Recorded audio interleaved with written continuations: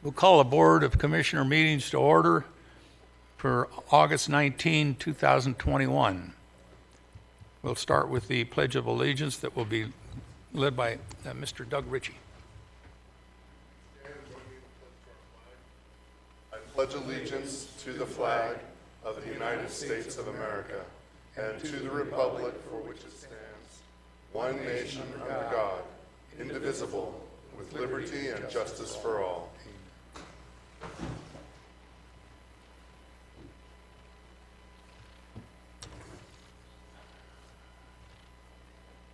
Okay, we'll open with public comment. Public comment is limited to 3 minutes per speaker unless additional time is granted by the chair. The Board of Commissioners uses timing lights to ensure that everyone has an opportunity to speak. You will see a green light when you begin speaking, then a yellow light when there's indicates you now have 30 seconds and left, and then it should conclude your comments. Once the light turns red, please discontinue your presentation. In addition to opening public comments will also be taken and on administrative agenda items that are identified for possible action and closing public comment. At this time, the public comments will be taken on those items that are within the jurisdiction and the control of the Board of County Commissioners.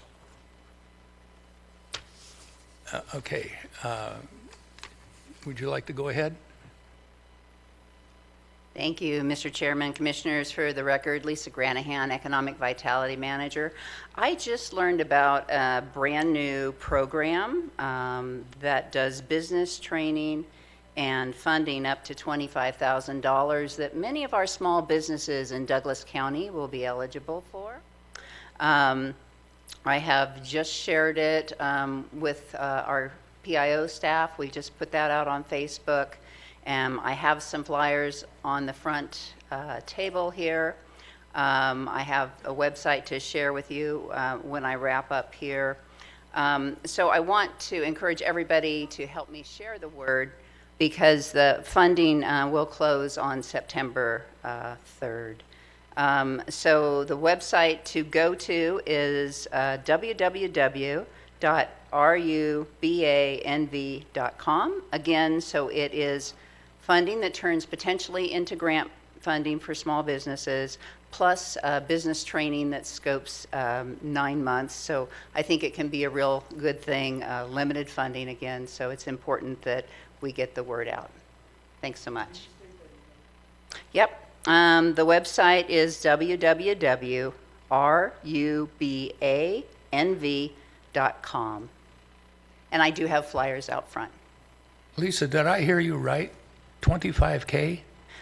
Per business. It is CDBG funding through the state, and it is limited to a total of 500,000 in rural communities. We are still rural. So businesses want to get in there and do a really good job with their applications, and I can always connect them with our small business counselor to help them do that. We could talk to the county manager and maybe get Melissa Blosser to put out a little information on that. Absolutely. I'll be working with her. Like I said, I learned about this at 11 today, so I'm spreading the word. So, Ms. Grant, Lisa, also, are you reaching out to Alicia Main with the Chamber of Commerce? Because we need to get that information out to them as well. Thank you. I meant to mention that, sharing this with all of our business partners and asking them to share the word as well. Thank you. Thank you. Thank you, Lisa. Next.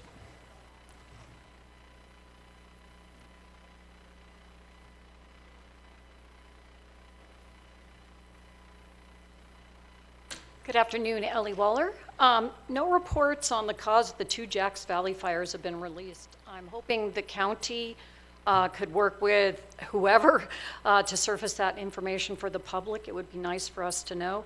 I provided comments on the vacation home rental item that is not open for public comment. I think in future it would be nice if we knew the Tier 1 number. We focused on restricting the Tier 2 and Tier 3 to 600. Also for future updates, and I want to thank Jennifer and all the staff and everybody that's worked on this. It'll be nice to see updates on what fines have been collected, how many illegal operations have cease and desist, and just is there enough money being provided to the program to continue the great enforcement that we've started. And lastly, I'd like to remove item K, consent calendar item, dedicated water rights, the rights dedicated by this agreement, NDWR permit number 60612, duty 265 feet acre annually, current owner Big George. I'm not sure if it will be. I would like to know what the percentage of Big George is projects, because there's more than just this coming out, is going to be covered by the 260 acre feet annually. Valley Knolls has been on the docket for many, many years. How many units are proposed for the usage? It states that permit 60612 consists of approximately 408 AFA. Only a portion of those rights are the subject of the agreement. The remaining water rights will not be dedicated under this agreement. It would be nice to know how many units are covered. Thank you for the opportunity today. Thank you, Ms. Waller. Are there any other comments from Mr. Gaines?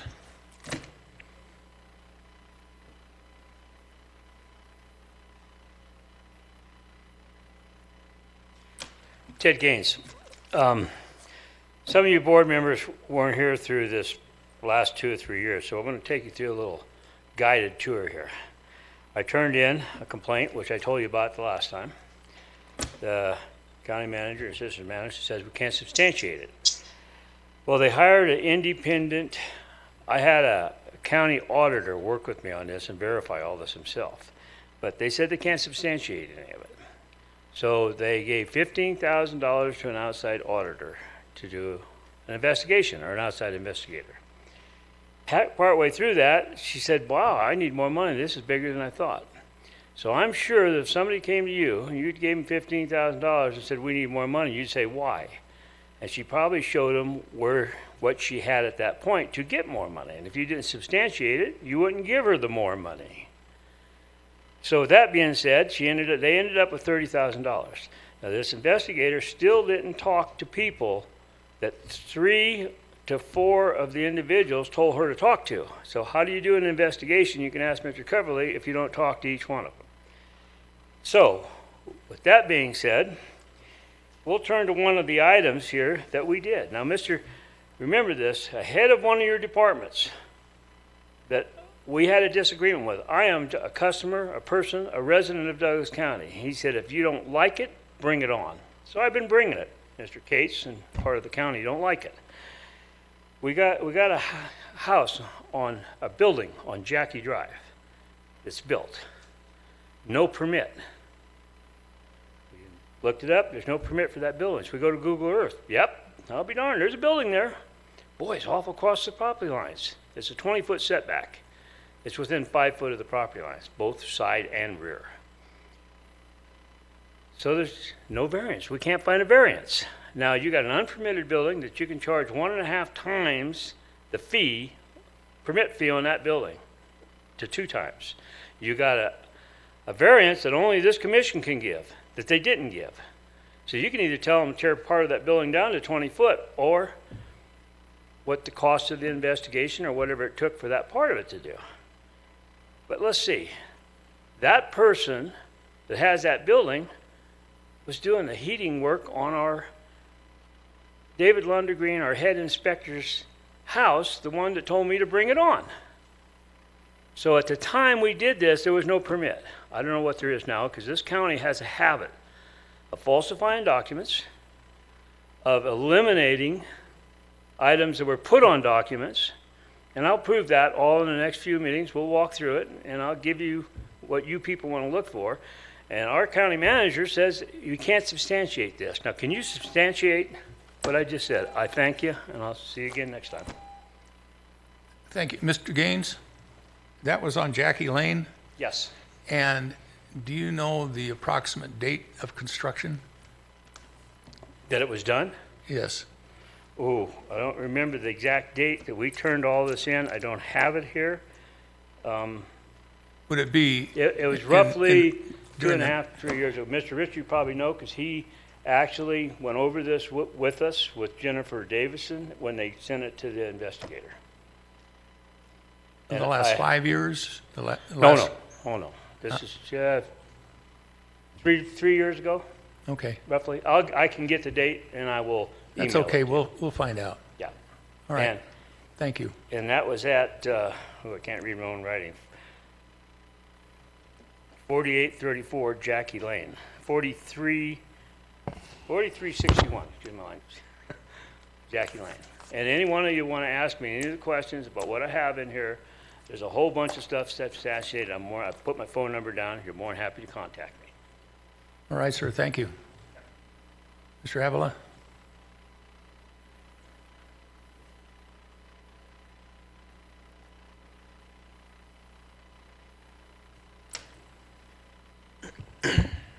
Hello, Commission.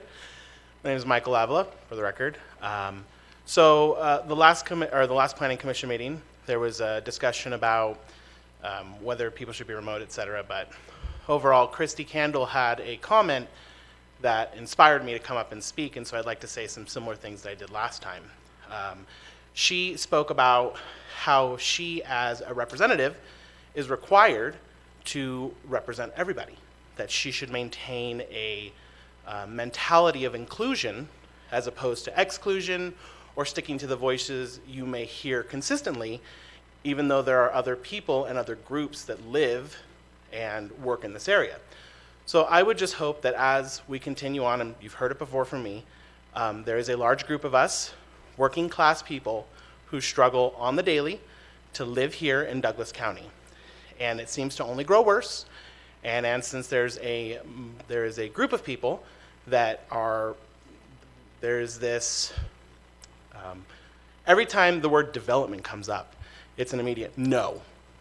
No thought, no concern for the other people that may or may not be affected. And unfortunately, a lot of these people cannot come and speak for themselves. They're working, and this is during a working time. I'm lucky that I'm in the building and I'm on my lunch, so I'm able to have that flexibility, but people don't have that flexibility. And so unfortunately, I feel like a large group of people are not heard in the decisions that this county makes. So I would implore all of you, I don't have any ideas immediately, but I think this is a good discussion point, that eventually there needs to be ways that you guys can come up with, that you can actually interact with a more diverse group of the populace. This way you're actually hearing about just how devastating and bad the housing crisis is in Douglas County, in Nevada in general, but Douglas County in particular, where you guys can affect change. I know that nationally we have this extreme partisanship, and I would hope that as local representatives, you can cut through our version of that extreme partisanship and try and maintain a diversity of opinion and an openness to other opinions and options that leads to maybe a middle ground between we don't want any development, we don't want the valley to change, and well, we actually work here and we're the ones who who make all the businesses happen here, the services and the businesses that everyone else likes to enjoy, and that we would also like to live in this area that we support and we work for.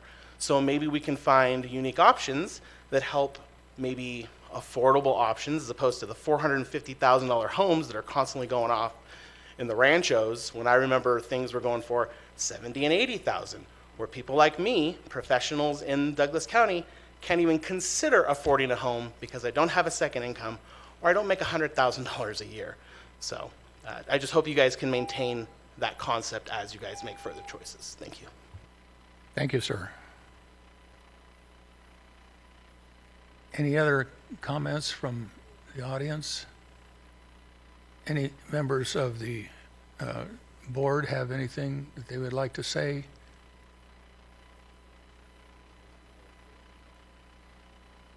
Do we have any Zoom comments? Thank you, Mr. Chair. Marcia Johnson for the record. If you would like to provide opening public comment, please raise your hand.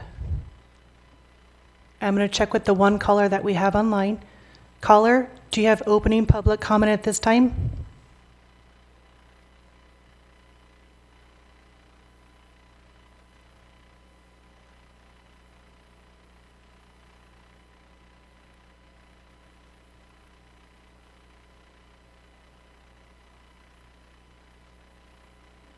No response. I'll go to the other person with their hand raised. Please state your name for the record, and we can start your timer.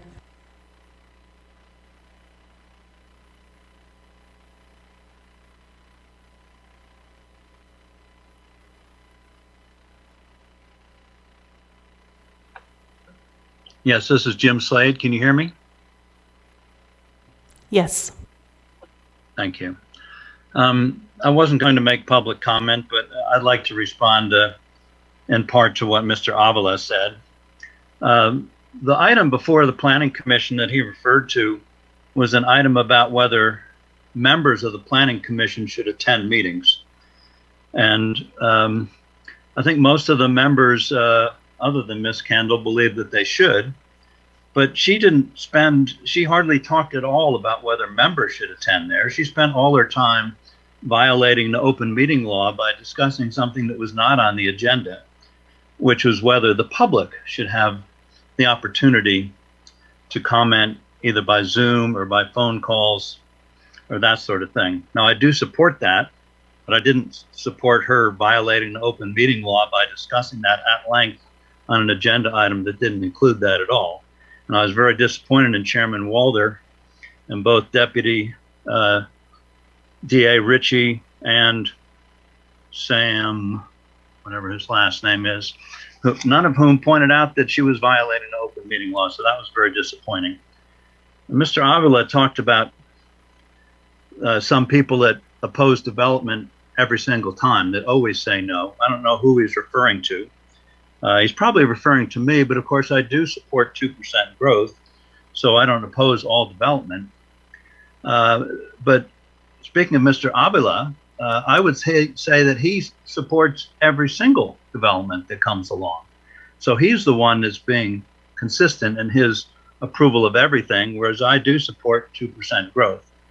So I think that needs to be pointed out. You know, my belief in 2% growth is what the people of Douglas County have supported in both the Sustainable Growth Initiative and in the building permit allocation system that goes into the growth management ordinance. So I am in step with the population as a whole, I believe, whereas he is not. So I applaud the board for wanting to address the issues of the building permit allocation system. I think staff has some good ideas there. And I think you should look forward to you discussing that at a future meeting. Thank you.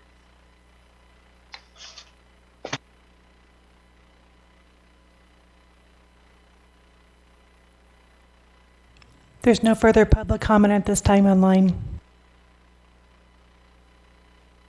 Then we'll bring it back to the board. Any comments from the board members? I'd like to make a comment in regard to our elected officials at the state level, the governor, and at the federal level, Cortez Masto and Rosen. We've just had a very serious situation happen in Afghanistan, and we have heard no comments from them. And we have these open borders, and I've never heard them say anything pro, con, or indifferent. I don't even know what they're doing. And they were elected by all the citizens. Once they were elected, they represent all the citizens of Nevada. And the only thing I hear Sisolak talking about are masks and vaccinations. I've never heard him talk about what is Nevada doing in regard to open borders, what's his position on it, or nothing about what just took place in Afghanistan. Thank you.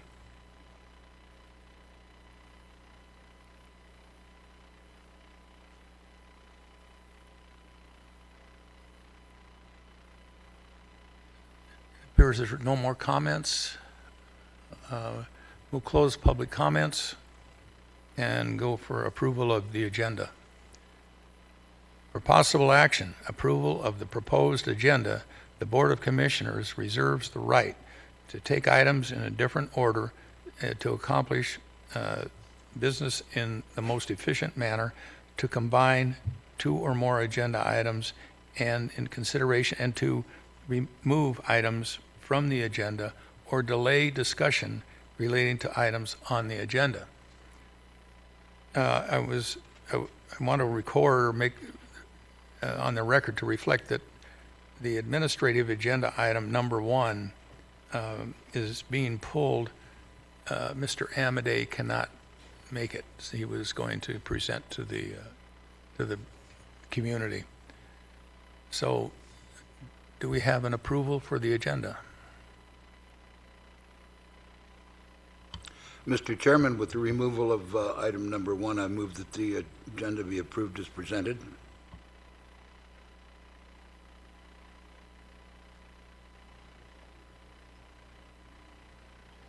We're not there yet. I'll second that motion. We have a motion by Commissioner Rice, a second by Commissioner Gardner. Any, all those in favor signify by saying aye. Aye. Aye. Any opposed? The motion carries 5-0. Thank you. Approval of the previous minutes. For possible action, discussion to approve the draft minutes of the July 15, 2021 regular meeting of the Board of County Commissioners. We have a motion? Mr. Chairman, Yes. I move that we approve the draft minutes of July 15th, 2021, regular meeting of the Board of Commissioners. Second. We have a motion by Commissioner Noasat, a second by Commissioner Tarkanian. All those in favor signify by saying aye. Aye. Any opposed? The motion carries 5-0. Move to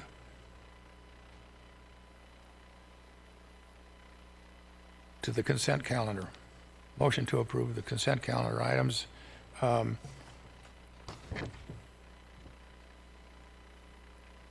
there any items on the consent calendar that anybody would like to have removed to a later date, or we'll accept it as is? Mr. Chairman, I believe Ellie Waller moved to, asked to have H removed. Okay.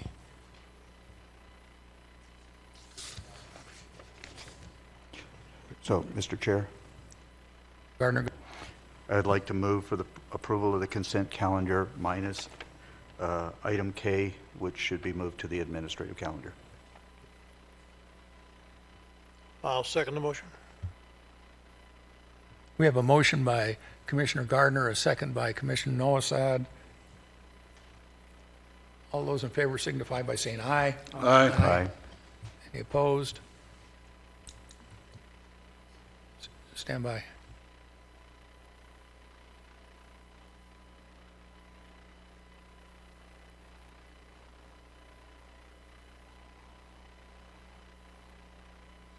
We were just informed that, what was the speaker's name? Terry? Carrie Ruffin. That that one of the people that can speak to this is en route. So when that individual gets here, we'll go ahead and put in item K. Other than that, we'll move on to the administrative calendar.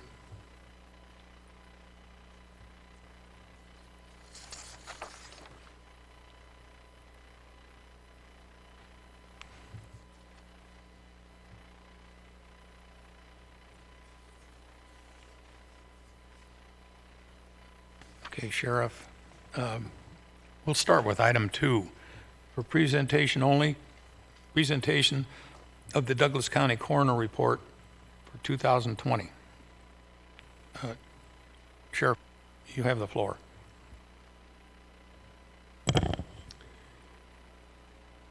Chairman and Commission, Dan Coverly, Sheriff. We're going to go over, I've been asked to present the coroner's report, which we do annually to the Board of Health,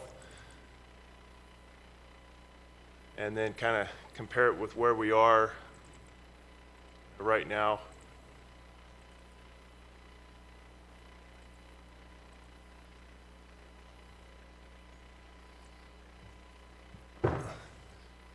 So for everybody's benefit to kind of understand how the coroner's office works in Nevada in the rural counties, the sheriff is the coroner. In the rural counties, it's based on population under 100,000. So the only two counties within the state that have an elected coroner and a pathologist would be Clark County and Washoe County. So Douglas County, Washoe County's medical examiner's office serves as our pathologist. So if we have any kind of death that requires an autopsy or a medical exam, then the decedent is sent to the Washoe County Medical Examiner's office where a cause of death is determined. Otherwise, we work with local doctors and physicians to determine a cause of death and get the burial permits and the death certificates signed. So as this slide you can see the totals for 2020, we had 305 deaths in Douglas County. And then on the right side of the slide, obviously you can see we categorize them into different categories.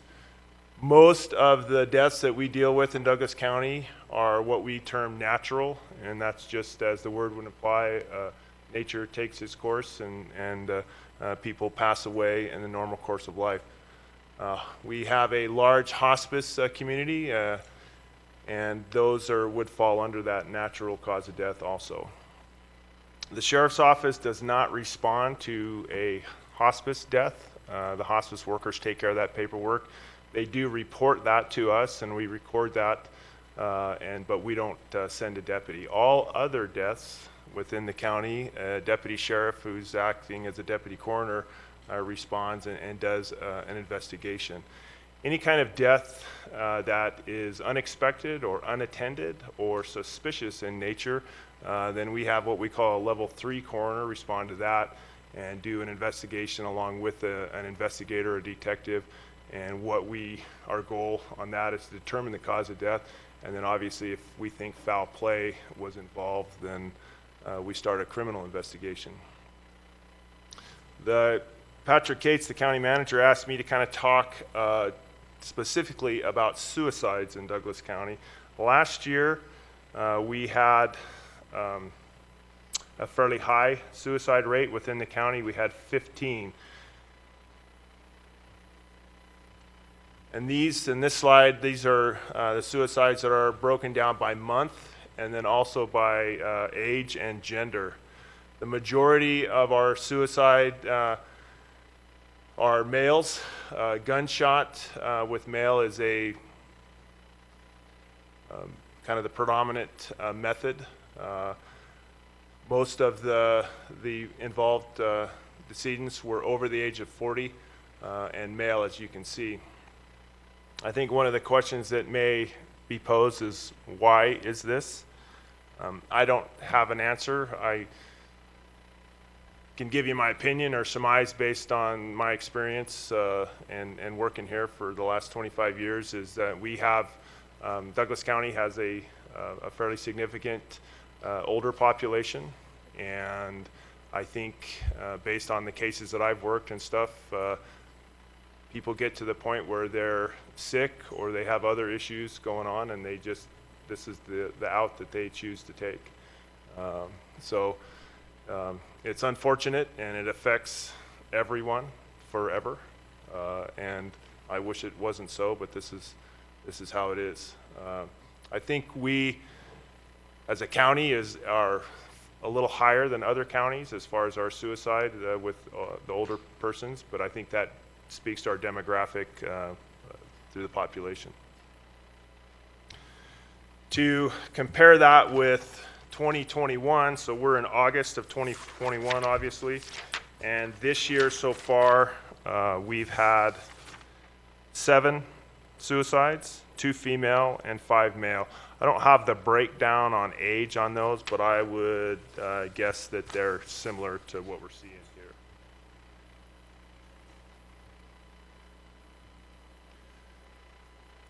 This slide shows a percentage of starting at 2015 to 2020. It on the bottom gives the totals. You can see we kind of hover around 300, 280 to 300 deaths per year. 2016, we really jumped up. I don't remember why that happened, but for the most part, we stay fairly steady within, 10 to 20. And then on the right side is the percentage up or down that you can see. And so we go up, we go down, we just kind of fluctuate around. This slide isn't significant. If we were to see a huge increase in, say, drownings or suffocations or something like that, then I would want to look at what is causing those types of deaths and how could we help to prevent them and stuff. But not a significant change year to year. This is just another way to look at those same. Captain Mitchitarian put this together, and he's obviously a graph and stat guy, so that's another way to look at this. So these are going back 10 years, so starting at 2011, and it shows the total for the county. And there is, again, 2016, we peaked to well over 300. But then we dropped back down again, and then last year we were just barely over 300. And I think for this year we'll probably be close to 300. Right now we're at 185. So if you double that, which we probably won't double it, but we'll be over 300, I think. And how much COVID has to play in that, and the pandemic, it obviously is a factor and contributes.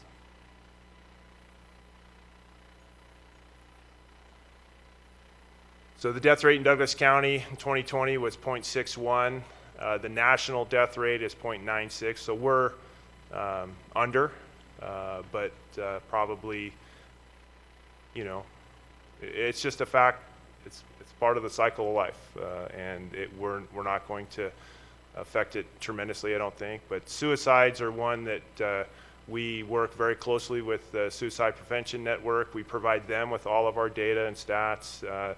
They do a great job as best they can reaching out and trying to prevent as many suicides as we can.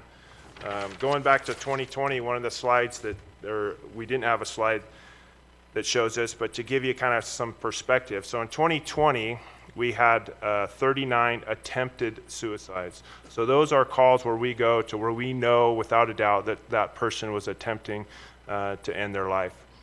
We also, in that same year, contacted 124 suicidal subjects. So that would be someone that anybody could call in and said, hey, my friend or relative made a comment that was suicidal, or I interpreted that to be suicidal. We contact those persons and try to help them, get them the help that they need. Also, to kind of mirror that, to kind of show the mental health issue and suicidal subject, we contacted 125 mental health patients. Now, not everybody that was contacted for a mental health reason is suicidal, and not every person that is having suicidal thoughts is having a mental health crisis. Does that make sense? So there's a little bit of overlap, but it's not number for number. The issue in Douglas County and all Nevada rural counties as far as mental health is there's nowhere to take these people.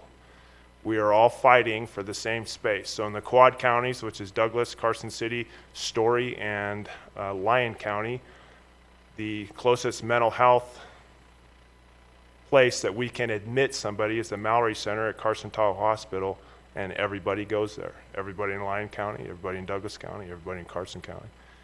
And so we're all competing for the same resources.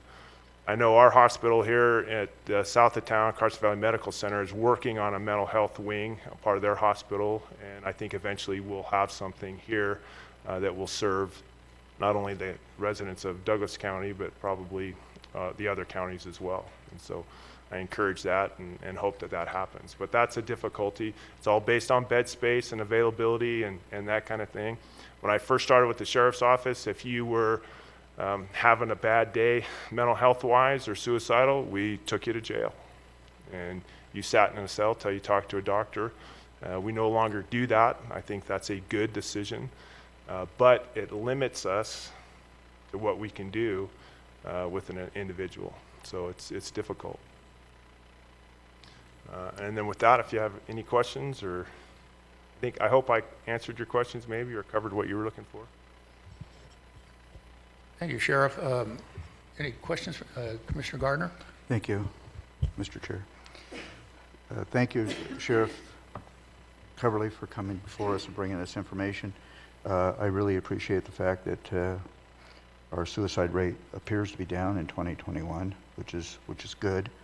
I want to, once again, I can never say enough about the Good Neighbor program, and I believe that Good Neighbor program that's being run by Bernadette Smith is contributing to the outreach that we have to our senior citizen population, and hopefully continuing to bring that number down. If a person can contact with another person on a regular basis, I think that really assists us in that. The April number that you showed of 3 suicides, one by gas, a male by overdose, 45, and a male 56 by overdose. Do we have, what method of confirmation do you have that was not an accidental overdose versus a planned overdose to commit suicide? So any death that we rule as a suicide, we have to be very careful and deliberate in when we make that finding, because that affects lots of things down the road in the future. So unless we find a note or statements were made prior to the act, then we don't necessarily classify it as a suicide. So there's a potential that some accidental deaths, okay, especially when you're talking like overdoses and things like that, could be a suicide, but we don't have any physical evidence or reason to not call it an accidental death. Does that make sense? So we're very careful of what we classify as accidental versus suicide, and most of it's based on the information that we gather from anything, evidence, notes, things left at the, people that are very committed to committing suicide prepare answers and things for their loved ones after the fact. So they leave a note, the explanation, they get their affairs in order, especially if they have animals or things like that. They make sure everything is taken care of before they do that. So they're very thoughtful in that regard. Someone that isn't intending to kill themselves and does it accidentally, they're not thinking in that manner. They don't think that they're going to die. So which is why we rule it as accidental. So generally, what you're telling me is that an individual that's planning on taking their own lives is also planning that process, and it's not just a spur of the moment decision. It's for the most part, usually yes. a long-term yes, decision. Especially with older people. Everything is very deliberate and thought out. When young people kill themselves, it's a different deal. They're not thinking, right? And they make decisions that they haven't thought through the consequences and stuff. But it usually is very obvious what has happened. That tends to be, in the younger ages, more emotional than it does right, exactly.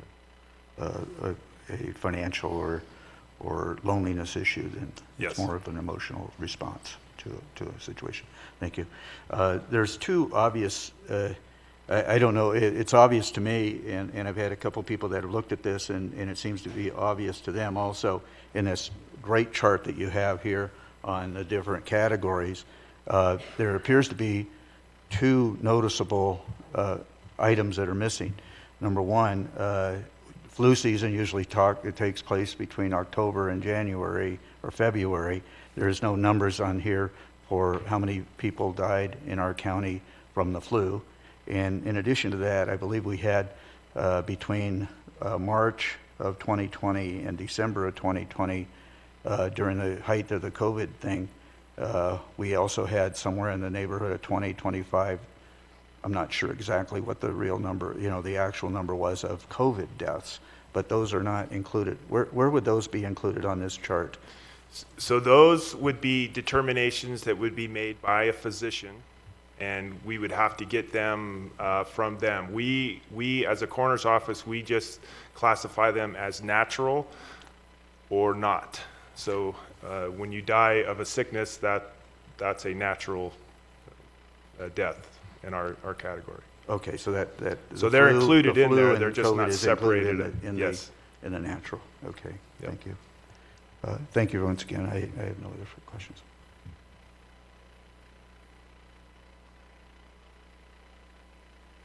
Any other questions or comments from the board? Sheriff Coverly, it's a tough job for law enforcement because you're a law enforcement agency and this is something that is above and beyond what is you've trained for. It's something that's handed to all your guys and it's tough. So we understand what you're up against and thank you very much. And thank you, and I appreciate your comment on that. We provide a lot of training and support for the deputies that do this type of work, and we understand that that people die and stuff. It is super difficult when it's children. I can remember vividly every child that I've had to deal with in a death, and especially when people are young, and in their prime of their life, and those things are difficult. So I pay very close attention to the guys and gals that work for me and make sure that their mental health is where it should be, and we give them a break if they need one, and push them into a different assignment where they're not involved in this. But it is a part of the job, and it's one that has to be done, and so we try to do the best we can. Well, Commissioner Rice and I can speak from experience that you run an excellent department, and the morale, and you're constantly watching these guys, because it's a tough job. It really is. So it's very commendable to the command staff and the service you provide to our community. So on behalf of everybody, thank you very much. Thank you. Any further questions? Thanks, Sheriff. Good presentation.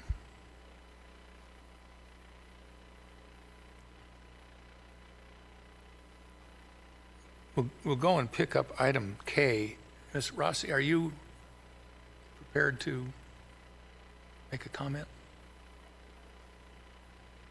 Okay, Mr. Chairman, thank you. I will be standing in for Phil right now, and then we also have Mr. Rignan in the audience, who is the attorney for the applicant in this case, or not the applicant, for the other party to the agreement, should any questions come up for them. Okay, if you will, let me read this into the record.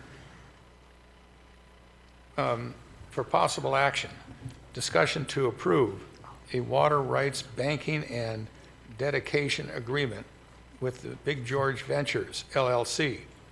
Under the agreement, Big George Ventures LLC will dedicate 265 acre feet annually to the county, which may be applied to the water will serve requirements at the Big George Ventures project property. In the future, the agreement does not include any other development approvals. Okay, you want to go ahead and start?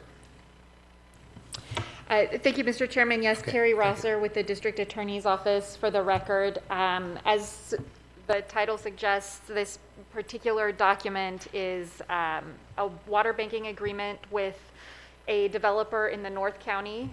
These are fairly typical standard practice for the county. We've been doing them for a number of decades, actually. Generally, the idea is that a prospective developer will enter an agreement like this with the county will then by name be the holder of the water rights, so that later when they come in for various different development approvals, the process to issue a water will serve is expedited. A water will serve is something that is done by our Public Works Department, the operator of our water utility. And the purpose of that is to set forth any requirements that a developer would need to meet in order to get water service, in this case, at the property. And if there's any questions, I'm happy to answer them. Independently, this agreement doesn't contain any development approvals. It's really just an administrative step, but if there are any questions, I'm happy to answer them. Thank you.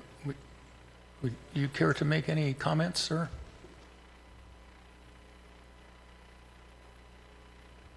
For the record, Dave Rigdon with Taggart & Taggart, here representing Big George Ventures LLC.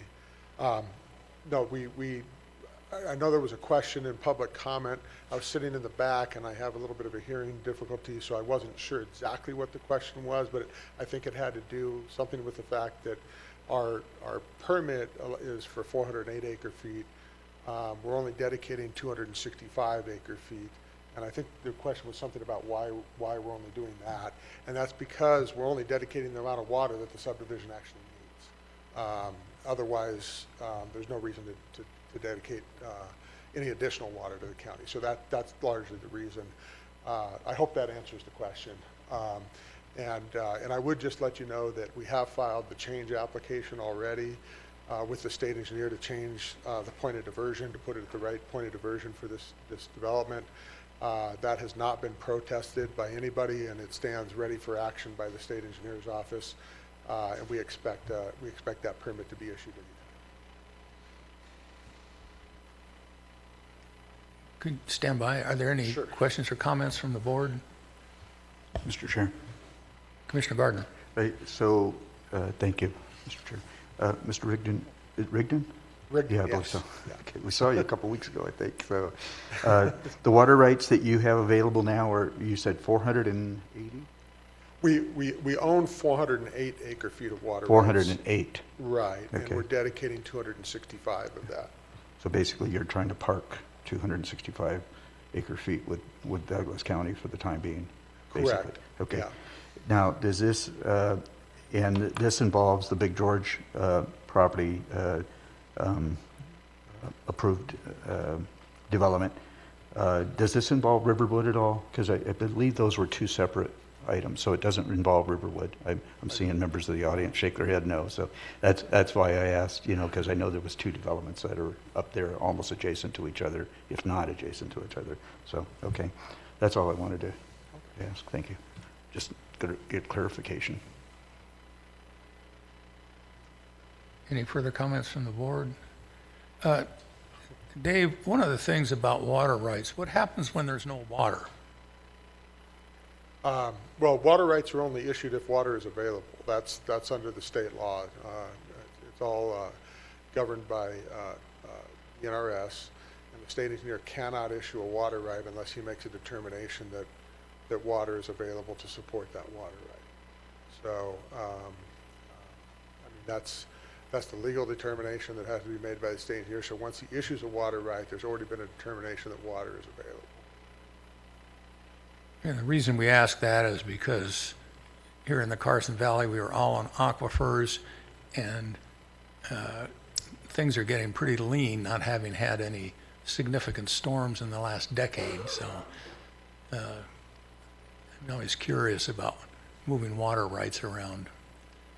Would you stand by and see if there's any questions from the audience? Sure. Oh, okay. Mr. Chairman, I just had a follow-up to what you had asked. So when that water rights are determined, is that yearly, or is it one time and you have the water rights for good? No, it's one time on the, when somebody files an application for a water right, the state engineer reviews it. He manages the basins based upon what's called a perennial yield figure. And so for each basin, they've done studies, and they've done these studies with the United States Geographic Survey. And they've determined how much water on average is available in that basin on an annual basis to be withdrawn from the groundwater aquifer. And that's the perennial yield number. And then, so when you apply for a water right, the state engineer looks and says, okay, based upon all the water rights that have been issued, do we have room in that perennial yield to issue more water rights? And if he does, then the water is determined to be available. But it's based on basin studies, and I don't believe that Douglas County is an over-appropriated basin at this time. There are some basins that have been over-appropriated, and there's problems, but I don't believe Douglas County is one of those basins. Mr. Chairman? Commissioner Osad? Sir, when was the last USGS study provided? What year? Most of them were done back in the, I want to say in the 60s and 70s. I've dealt with a lot of them throughout the years, but there was a pretty concerted effort to do them. They only get updated if there's some reason to update them. For instance, you have an extremely over-appropriated basin and you're seeing groundwater levels significantly decline. For example, Eureka County, there's a valley called Diamond Valley that I'm heavily involved in, where they've seen 100-foot declines over 40 years, and so they brought in the USGS and they updated all the studies there and found and did that. But other than that, the studies are actually pretty good, and they're considered pretty solid science. And usually when they do an update, they find that the studies have been pretty accurate over the years and held up over the years. Interesting choice of words, pretty accurate sometimes. Well, You're talking to a QA manager here. Yeah, I'm talking in very generalities. That's because unless we're talking about a specific area, it's difficult to get into specifics. Thank you. Any further questions from the board? Mr. Chairman, Commissioner Rice? just so that I understand the entire process, you already own the water rights. Correct. And what you are doing is banking your 265 acre feet that can now be used by the county while you are not in need of this, in that you are not gaining any additional water rights. Is that correct? That's absolutely correct. And the whole reason we do banking is because when we're building a subdivision of, say, 300 homes, we're only going to bring in a final map for maybe 15 at a time. And rather than have to do a new dedication every time you bring in a final map, you dedicate all the water ahead of time, and then it's there for your use when you need that final map. Thank you. Any other questions from the board? Turn this over to the audience for any public comments or questions.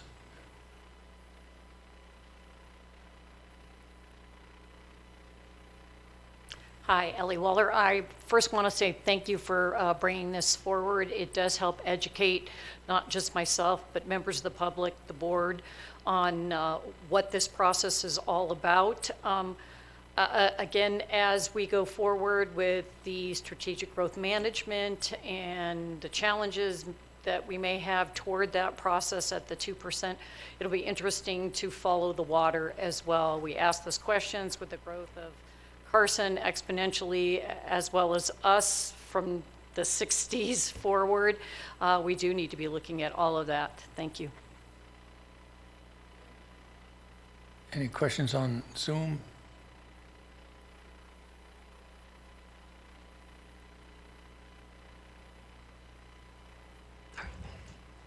Thank you, Mr. Chair. We do have one hand raised. Please state your name for the record, and we'll start your time. Yes, Jim Slade. I assume you can hear me at this point? Yes. Thank you. You know, I have to take exception to the attorney's assertion that the Carson River Basin in Douglas County is not over appropriated. I think every expert would say that, in fact, it is greatly over appropriated. You have to remember that there are 3 times the number of water rights as there are 2.5 to 3 times the number of water rights as there are what is considered to be the perennial yield. It's fortunate that not all of those water rights have been exercised, because if they were all recognized, used, then our aquifer would be depleted quite rapidly, just like it has been out in Eureka County and down in Pahrump and other places. So it is greatly over appropriated. The U.S. Geological Survey, not the Geographic Survey, but the Geological Survey, has done a number of studies since the 50s and 60s, and they continue to do studies because we do have problems. And I think the USGS is participating in water study that this board has commissioned for the next few years as well, because they are the experts in this field, and we always lean on them to get that upright. So there is water until there isn't any, and that day will come. And so we do always have to be cognizant when any approval for additional development is approved, that there is in fact sufficient water. Otherwise, you end up in a situation like Pahrump is in, where they suddenly just have to stop all building until they can get it figured out what's happened. And that day may come for Douglas County. We hope that it doesn't. But our basin is over appropriated. Thank you.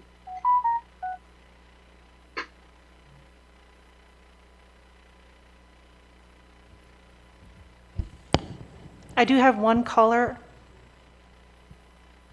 Caller, do you have public comment on item K?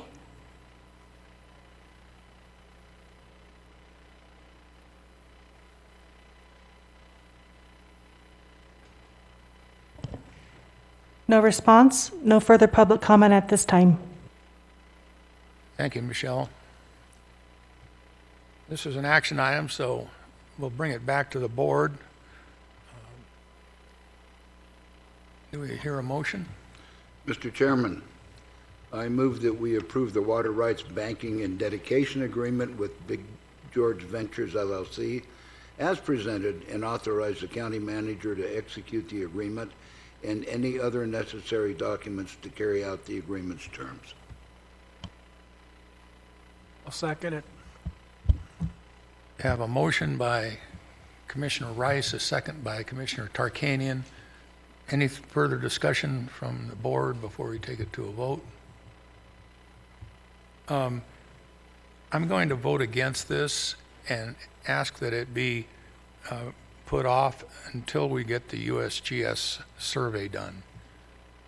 That will help make the decision, because really we don't have any statistical data to make a decision that is based on current data. So that's my persuasion. Would there be any other comments from the board? Yeah, and maybe I'm missing something here, but the water rights have already been given to Big George, and this development's already been approved. I don't think the county commission can now take those water rights away. We aren't taking them away. We're just waiting to get further information from the USGS study.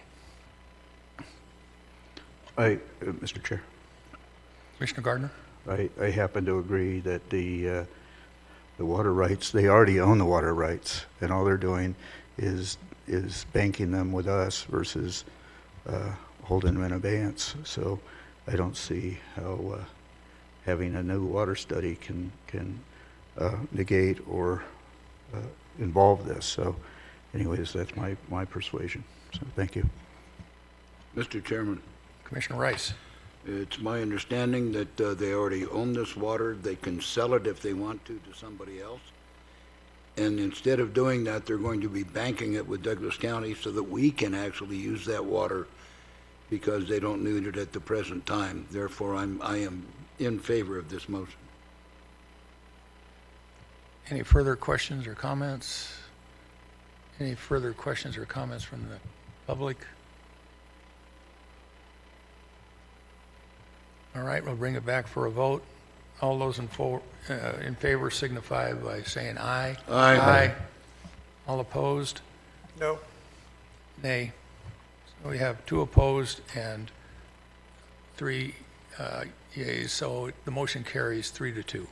Thank you very much for your presentation and comments.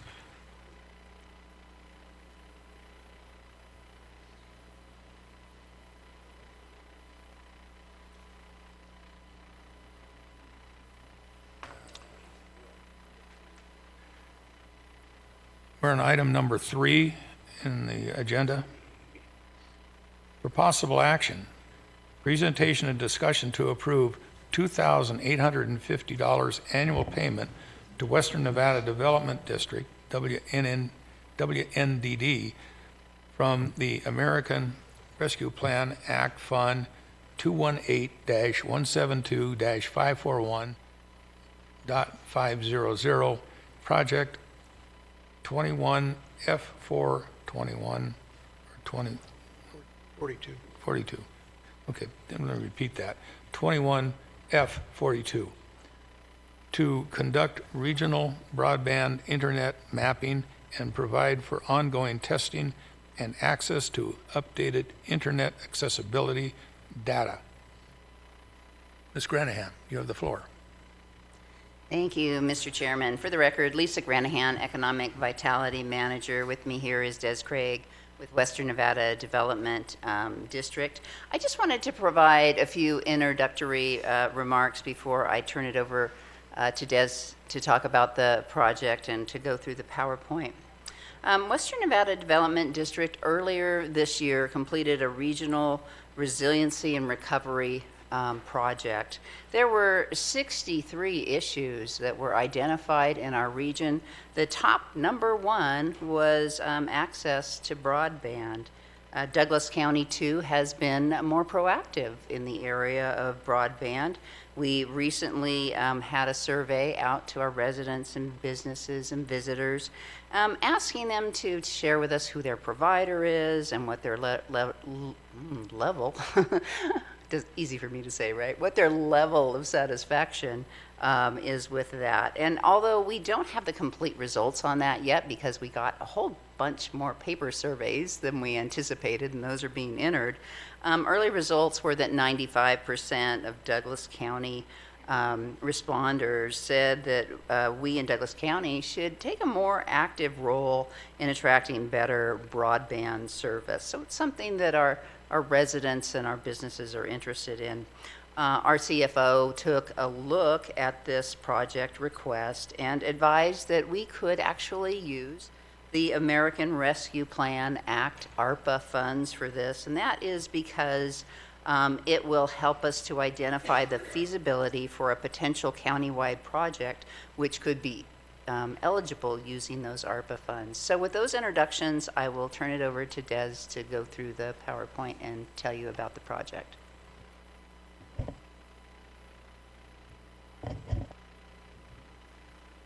Good afternoon, Mr. Chairman, County Commissioners.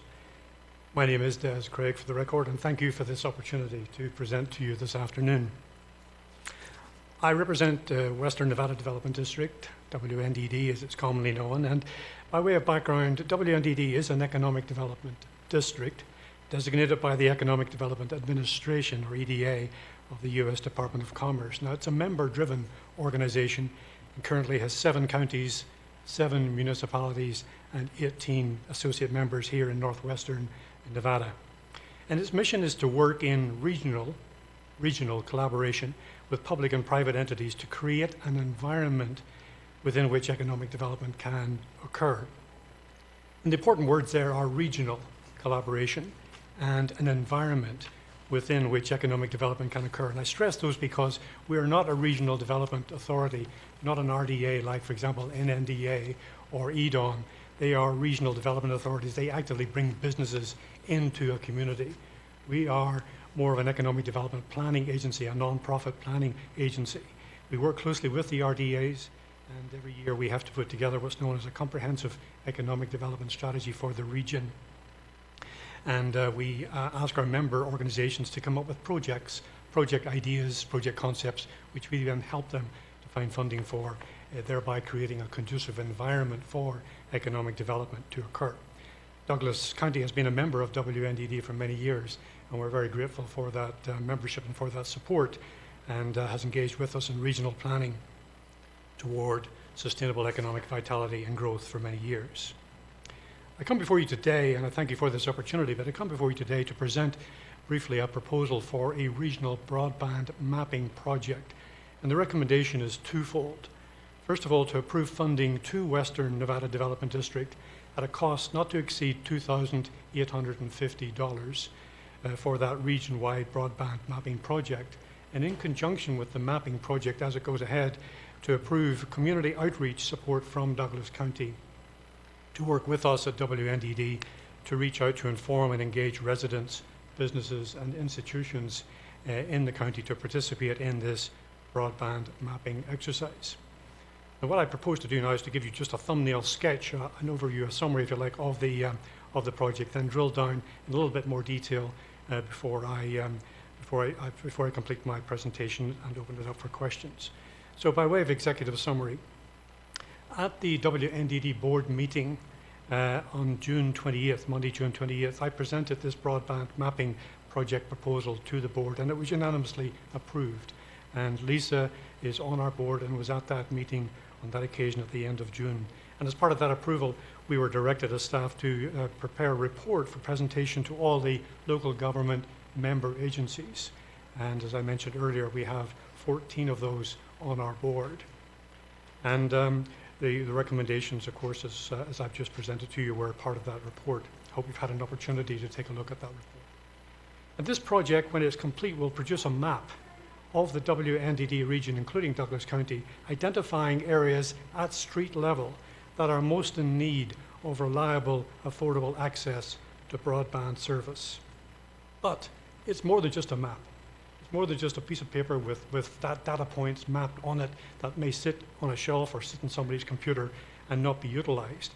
Because the map will also have GIS layers of information included in it that will then be used to develop infrastructure grant applications, and this is a very important part of this. It'll be more than just a map, but will become a mapping tool that will be utilized and will be usable by Douglas County and by other communities across the region to apply for grants, to apply for money, to apply for funding, resulting in more robust broadband connectivity across the region. So the initial data showing the connectivity gaps in service, plus the acquisition and uploading of that GIS information into the map, will cost $40,000, which spread across our 14 members is $2,850 per local government member.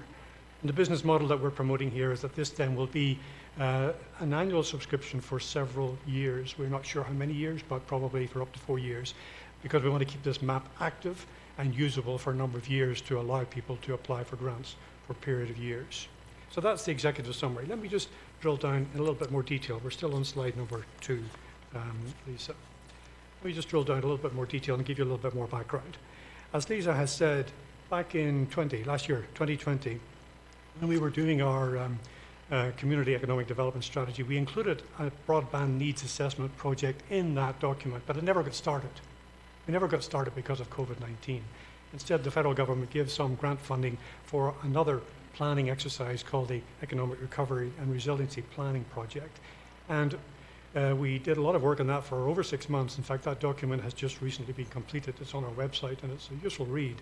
I'd recommend you to read it if you have the opportunity. Front and center, top issue, a challenge throughout that process was broadband connectivity. And as a result, we made it a priority, and as early as the month of March of this year, I set about doing some research on what exactly is this problem? How can we go about trying to fix this problem? And on behalf of WNDD members, that research included looking at best practices, not just here in Nevada, but we did talk to the Office of Science, Innovation and Technology, the governor's office here in Nevada, but we went beyond Nevada, other states. What are other states doing? What are other communities in other states doing? What are the universities doing? What are the research institutes doing about this broadband issue? And we also set up what we called our regional broadband action team. Again, Lisa is part of that, and we met in June, and we met again this month in August, and we determined that it was essential that, yes, we realize that there are broadband issues, but how can we get more detail on these? How can we get more information on what this need really is? So it was agreed that more data is needed to discern the areas that are in need of reliable, affordable access to broadband service. And of course, as you might know, and as you do know, this has now become a nationwide issue, and money has been dedicated to it through Arpa, as we've heard from Lisa already, and the major Infrastructure Act that's being discussed at the federal level at the moment, I understand, has set aside $65 billion to try and fix, or to try and go towards fixing this digital broadband issue. So there's going to be a lot of money coming available here from the federal government, through the state government, or directly to communities like Douglas County. And the question is, are we ready? So this map will help us, I believe, to get ready by producing the data that is necessary to inform us, together with Lisa's survey and all the other information that is out there. It'll add to that data requirement. So how is this project going to work? What does it entail? Well, we will go out and we will find a consultant, a contractor to help us. A website will be created, and the residents of Douglas County and the entire region will be asked to go online and take a speed test. They'll be asked to take a speed test to determine what is their download rate and what is their upload rate of data. That then will be mapped onto the map as a data point. But that's only, as I say, only one part of it. There will be lots of other information that the consultants will be asked to load, and will load into the map as that's happening. So we're in the month of August now. We'd like to go to an RFP process in the month of September. We'd like to get that consultant recruited by the end, or procured by the end of September. We'd like to see this map starting in October. 6 to 8 weeks, 8 weeks at the outside, we hope the mapping project would be completed. And during that time, as I say, this information, this GIS information will be loaded. So by the end of November, by Thanksgiving, we should have a pretty good map established of the entire region, showing the needs, plus all this other information in there, and thereafter have a tool that we could utilize to start utilizing for grant writing and grant applications for some of this funding. Of course, as I've said earlier, the second recommendation, the effectiveness and success of such a mapping project will depend on a major marketing campaign, getting folks to go onto that website and to take that speed test. Because if nobody takes the speed test, then we're not going to have a map. So we need your help and assistance, as I mentioned earlier, and your support in that. We will do the marketing. We'll prepare the marketing plan. In fact, the marketing plan has already been prepared. It's just waiting to be launched once we get the contractors in place. So those are the two components of the mapping project: the actual mapping and the outreach efforts. And if we go on to number 3 now. Oh, good. So we'll take a look now at the cost. As I said, $40,000 is what's been estimated for the consultancy part for creating the map, and also, as I said, this then is 2,850 divided by 14. We have 14 members. We're dividing it equally across the region because it is a regional project, and this will be an annual subscription for a number of years to keep it active and keep it alive and to keep it usable for a number of years. The benefits, well, clearly it will demonstrate broadband speeds at street level. It will show where those improvements in connectivity are needed. The map like this will demonstrate to the community that the commissioners are committed to strengthening and expanding broadband connectivity.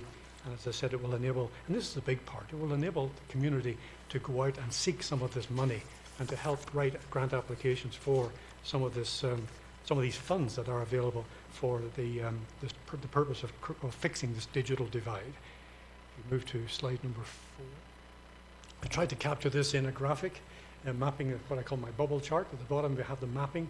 If we can do the mapping this year, it'll lead to grant applications, which hopefully will lead on to project funding, community projects, built infrastructure, and then improve broadband connectivity. But a word of warning, a map is not a panacea. It's not going to solve all of our problems overnight or even in the short term, but it's one more tool in our toolkit, if you like, towards helping to improve broadband. Lisa's efforts have been sterling and will continue to be a big part of this, and we'll cooperate and continue to cooperate with her. If you just take a look at the last slide. This is just a screenshot which I captured from the state of Washington. This is eastern Washington. A number of county boundaries are shown there, and this is what the map looks like for the eastern part of the state of Washington. And it's very interactive. This morning I sat in on a demonstration of this technology, and again was very impressed and surprised by just how much it can be utilized to collect all sorts of information and to write these grant applications that I hope will ultimately be useful for the county. So I think I'll draw my presentation to an end at this point, and if there are any questions, I'll try and answer them. If I can't answer them, I'll tell you that. I'll try and get the answers for you. But again, appreciate your hearing me out today on this presentation. Thank you.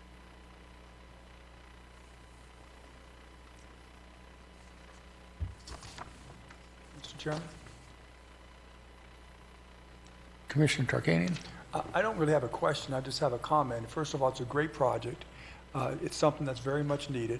It's wonderful that we're sharing this cost with the rest of those counties, so it's not a big expenditure. And it's also wonderful that we have the potential of getting some of that money that the U.S. government keeps printing. Thank you.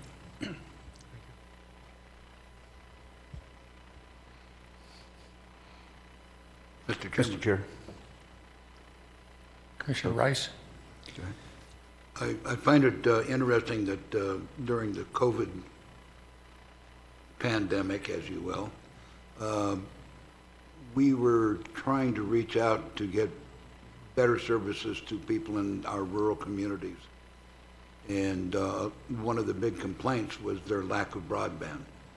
And it would seem to me that this project would help fill that void and without great cost to the county.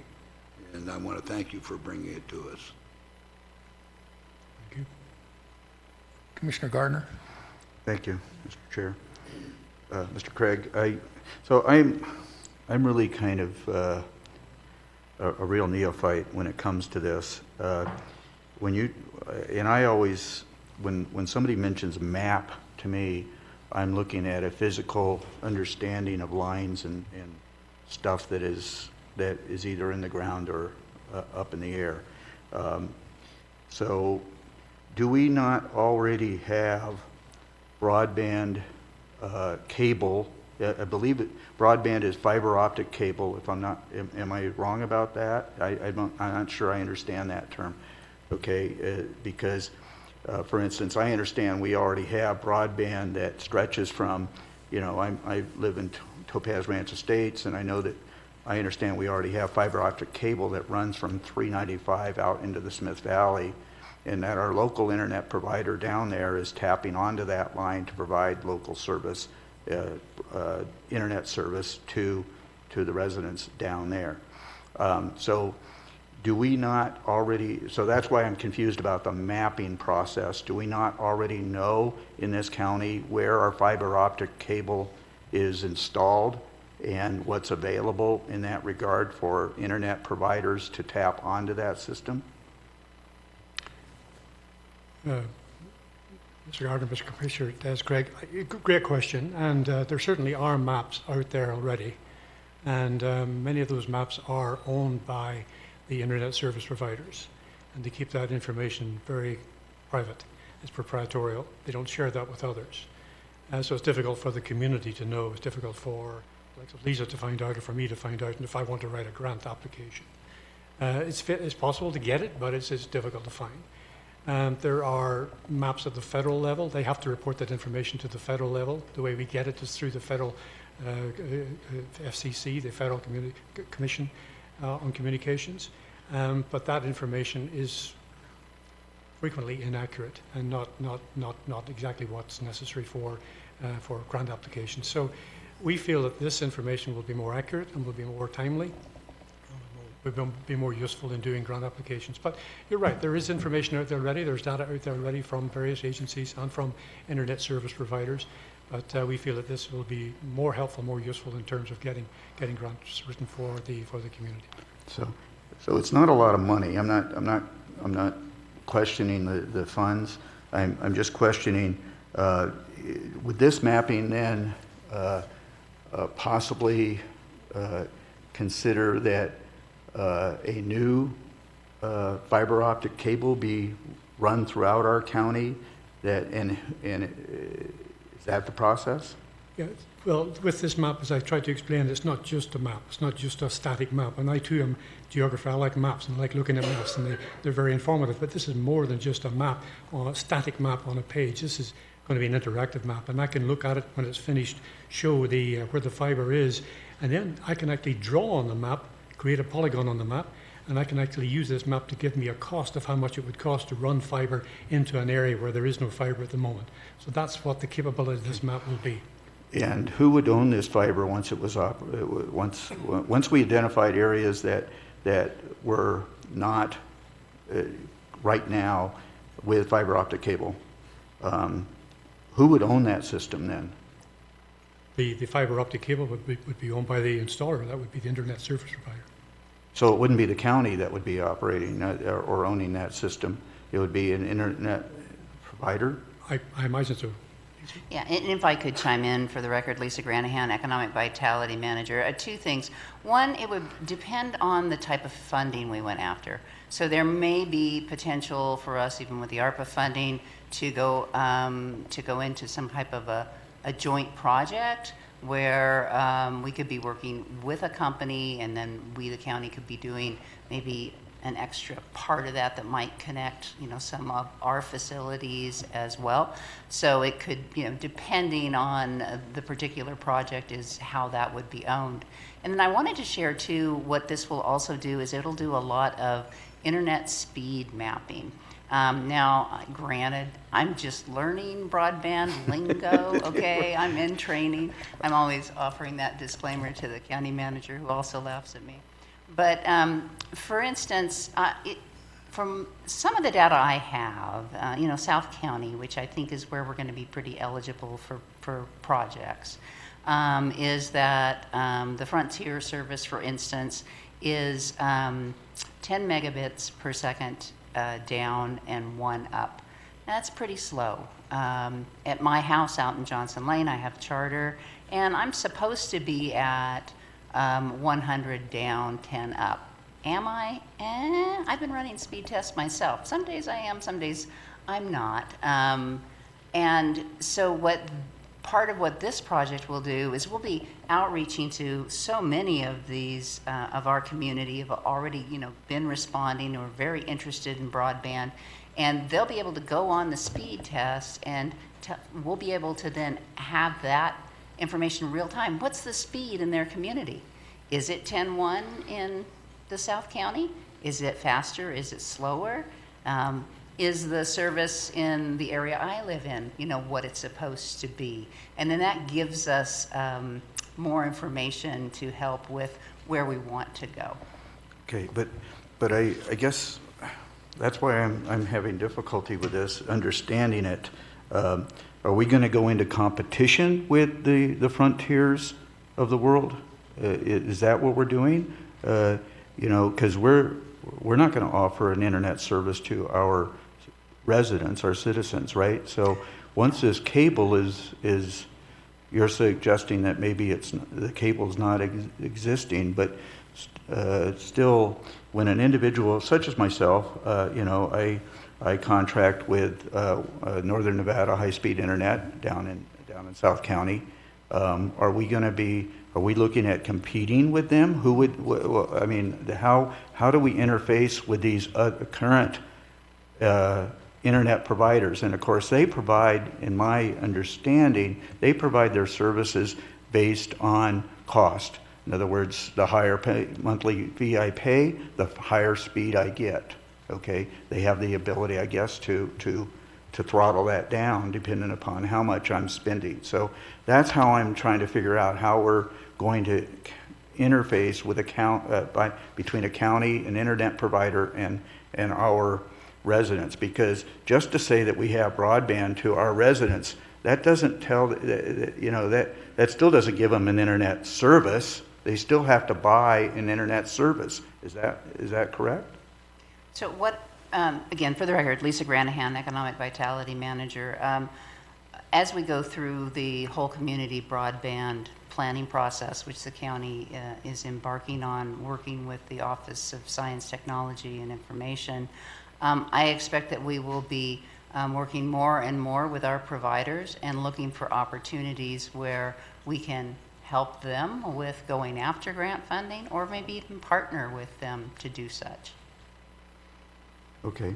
I do not anticipate that the county wants to go into becoming a service provider. I just don't have a good feel and a good understanding of the whole process. All I know is I turn on my computer at home and I know whether or not it's adequate in order to do a Zoom meeting with Patrick, or I keep dropping off, or whatever that process is. So I don't have a good feel for this, and this is something I need to really gain an education on. So those are my questions, and I appreciate that. The other thing is that this says annual payment to the Western Nevada, okay, and yet our ARPA funds expire in December 31st of 2024, as I understand it. So is this are you looking for a 3-year contract? Are you looking for a 1 year? How long do you want this to proceed? Again, for the record, Lisa Granahan, Economic Vitality Manager. We anticipate we would contract with WNDD for the 4 years that we do have ARPA funding, and then we would reevaluate it at that point, if not before, which is something that WNDD may wish to do. Should we then build that into the agenda item where the motion is to have the funding expire at such time as the ARPA funds expire as well? I'm going to defer to Mr. Cates on that.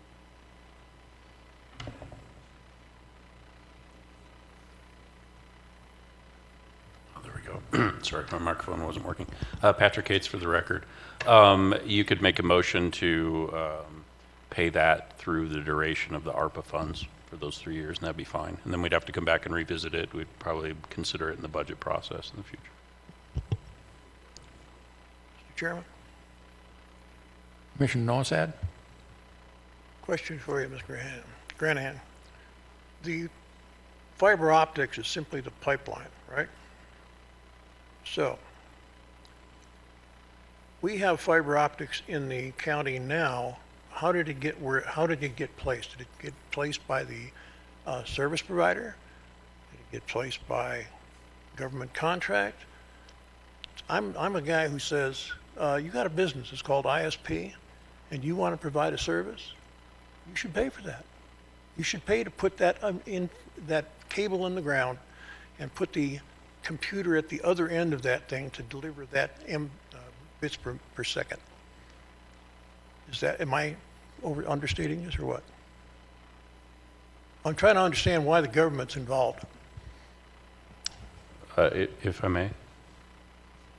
For the record, Patrick Cates. Before I answer your direct question, let me just step back for a minute. When we talk about the term broadband, that's a very broad umbrella term. And it really just refers to high bandwidth data transmission. Lots of ways you can do that. You can do it over fiber optics, you can do it over coaxial cable, you can do it over satellite, a lot of different ways. That's all broadband. And you're right, in most instances, those are provided by private internet service providers. And in urban areas, the internet service providers have made very robust investments in bandwidth, fiber optics, so that people have connectivity. For years, the rural communities have lagged because as a private and business, that capital investment is very high compared to how many subscribers they can charge for that service. And so there has been an effort underway for probably the last 2 decades to make grants available and to find different funding means to get them to invest and partner with them with public funds, primarily federal funds. And it is a collective. There's a lot of different providers. Sometimes providers buy services from each other. When I was with the state of Nevada, we had 7 different internet provider services that had fiber coming into our data center. In some instances, government does own those lines. The city of Elko ran their own fiber, and they're now leasing it to the businesses in their downtown area. I'm not suggesting we do that here. I don't think that's, in general, the best solution, but there are models where that's done. But this is a way to get to that last mile to these rural communities where the businesses have traditionally not been investing. And that creates a digital divide so that a kid in a rural area can't access online learning to the way that they might in an urban area. And that's why public funds are involved in some of this, to try to partner with these companies. Well, the government is still involved. The people who live in the rural communities, let's put them out here in the middle of the Sacramento Valley. They're out there, they barely have water out there, but they opted to live there. And I'm still kind of wondering why it is that the government has the need to go out there and say, oh, by the way, you guys aren't doing as well as the guys in the city are doing.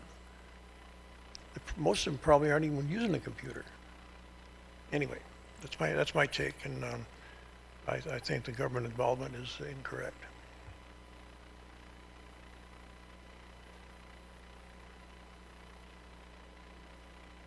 If there's no further comment from the board or questions, we'll bring this to the audience. Any public comment?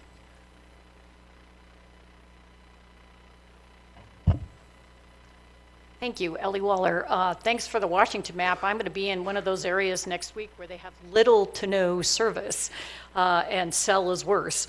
So it's nice that we can get broadband looked at. When I moved to North Lake Tahoe, California side, I had dial-up. AT&T wanted a monopoly. That's never going to happen. When we get to the infrastructure piece of this, which is way far down the line, there's going to be a lot of questions, and I'm hoping that the mapping will be available to county people. So there is no conflicts with gas installations, our public works people, our stormwater people. Right now in my neighborhood, the spectrum lines are above ground. They're horribly put in. I'm not asking for corrections, but it'll be interesting to see how this mapping will go to the next level, and appreciate, speed isn't going to be the same for everybody. It doesn't matter once we do the speed tests. It depends on who the service provider is going to be. I was too far away from an AT&T trunk line, so I had to use cable. Our phone systems here in the valley are the same. Again, the term rural is what we are, and we're going to have some reality checks along the way. I appreciate the mapping. It does show the weaknesses in the process and how far we may or may not get based on what the service providers want to invest and what the appetite of the people that live here. Thank you. Thank you, Ms. Waller. Any more comments from the audience? Marcia, can we check on Zoom? Thank you, Mr. Chair. If you would like to provide public comment on item number 3, please raise your hand. I do have one caller I'll check with. Caller, do you have public comment on item number 3?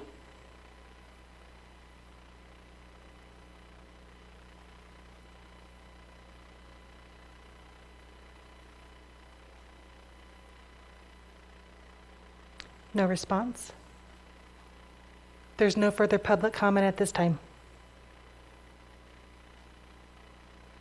Any further comment from the... I'm sorry, Mr. Slade raised his hand.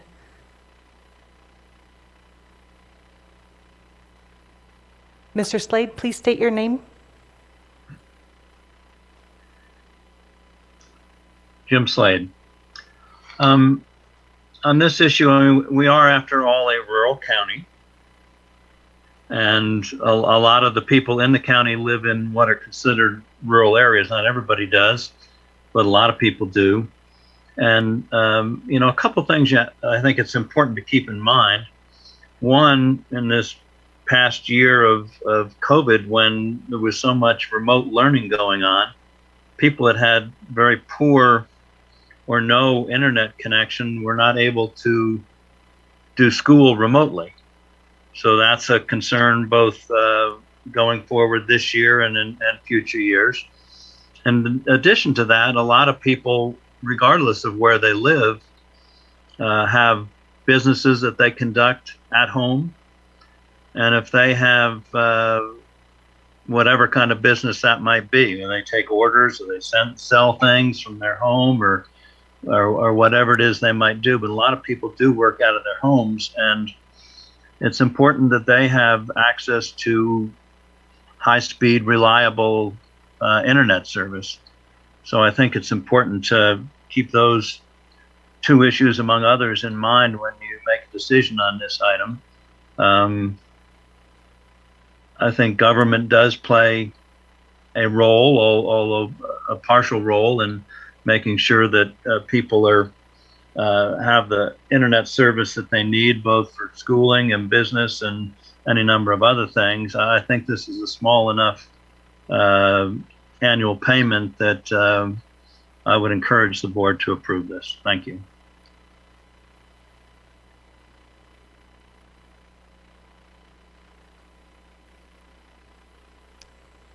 Mr. Chairman. No further public comment at this time. Commissioner Nosad? All right, I have just one more question. On this mapping, let me take it to some simplicity. You go out into the outback, you stick up an antenna, you find out if you can make a connection there. Is that correct? Is that your basic mapping issue?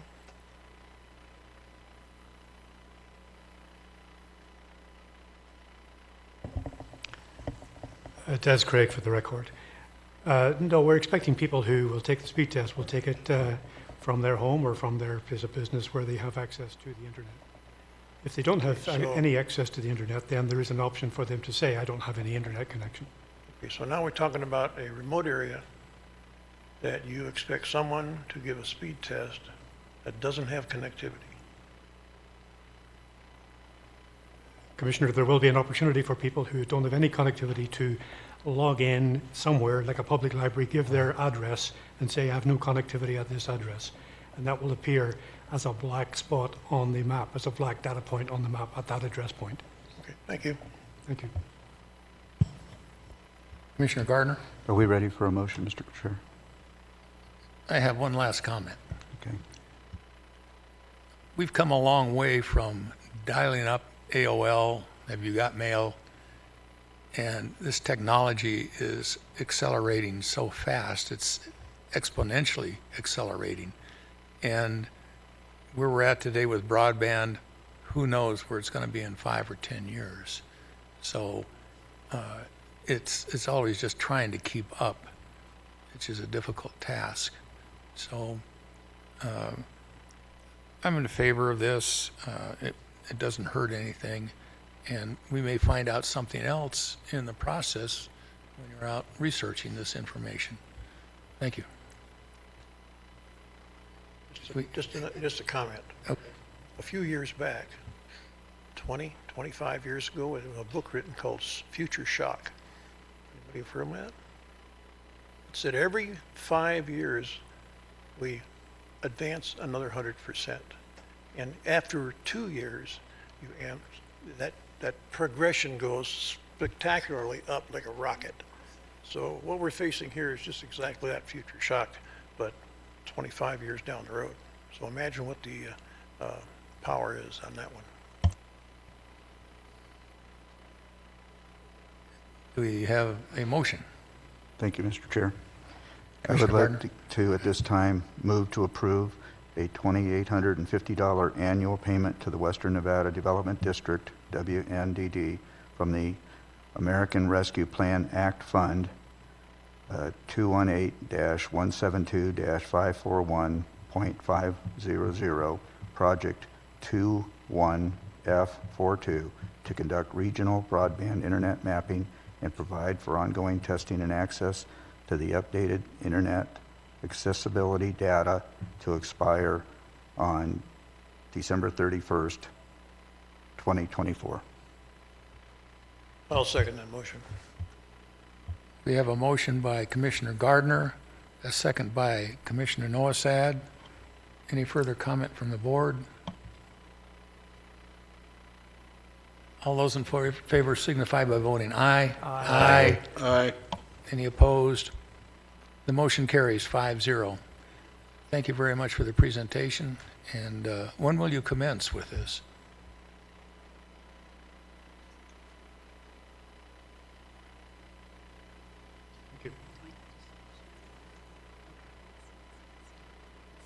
Let's see, we got... Okay, I'm out of here.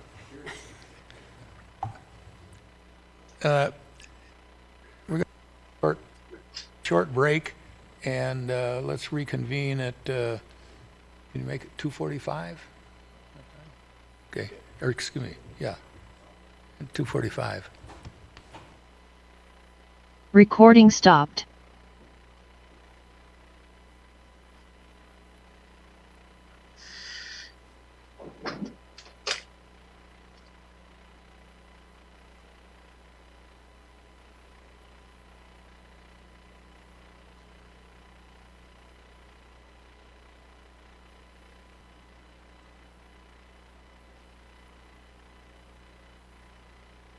Okay, can we bring the meeting back to order? Order in the court?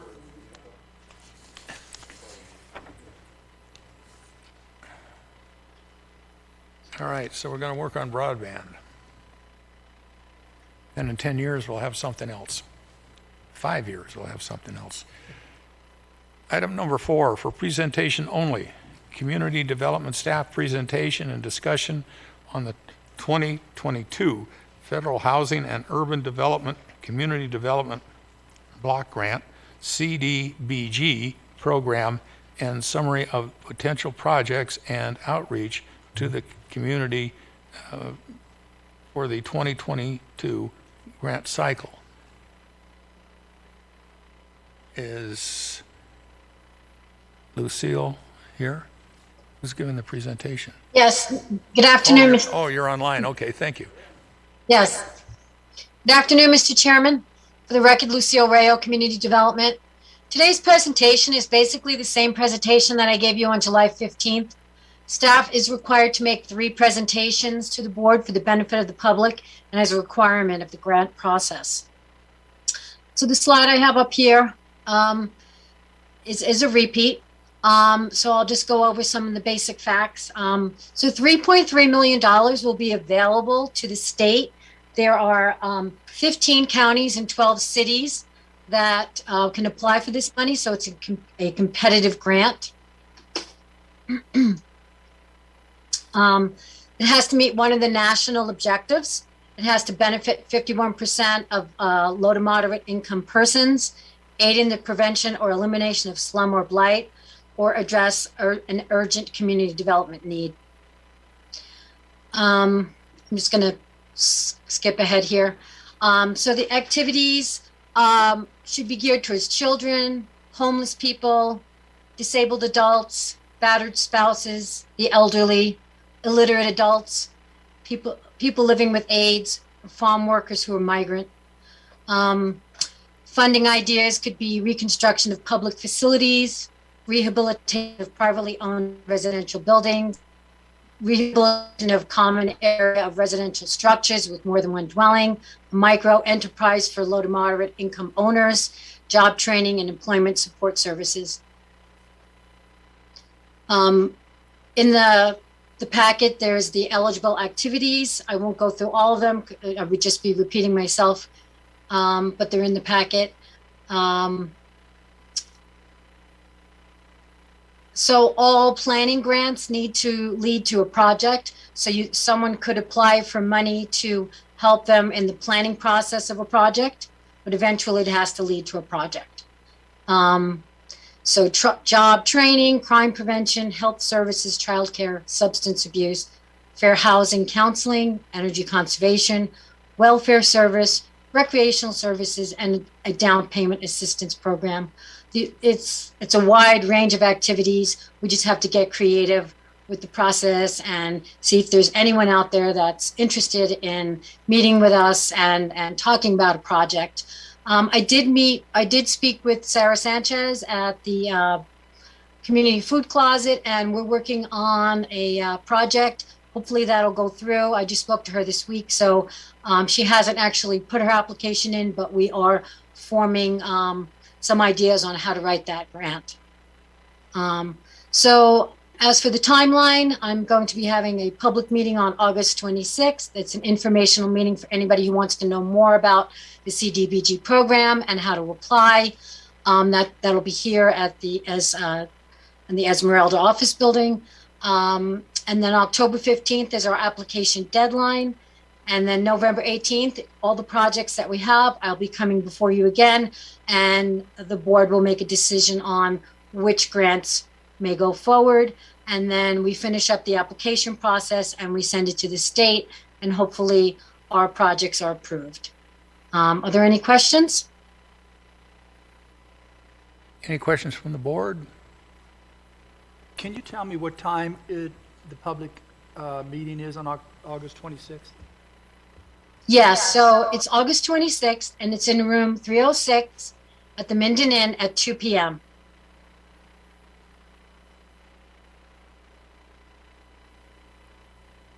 Any other questions from the board?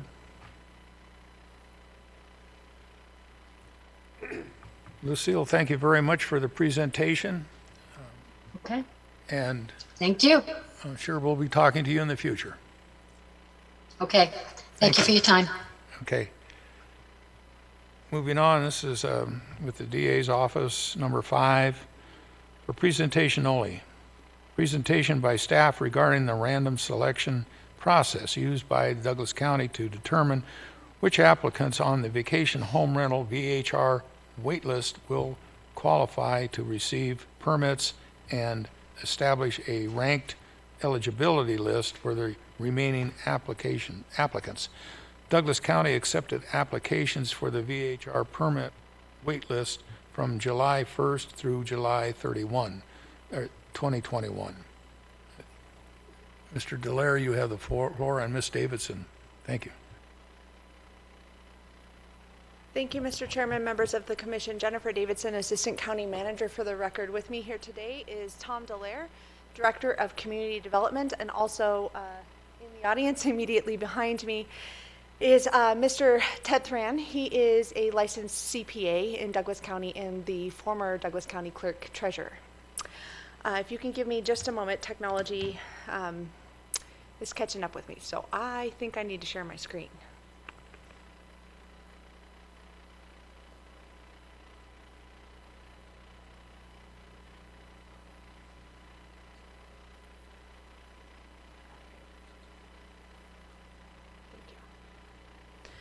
Okay, thank you for your patience.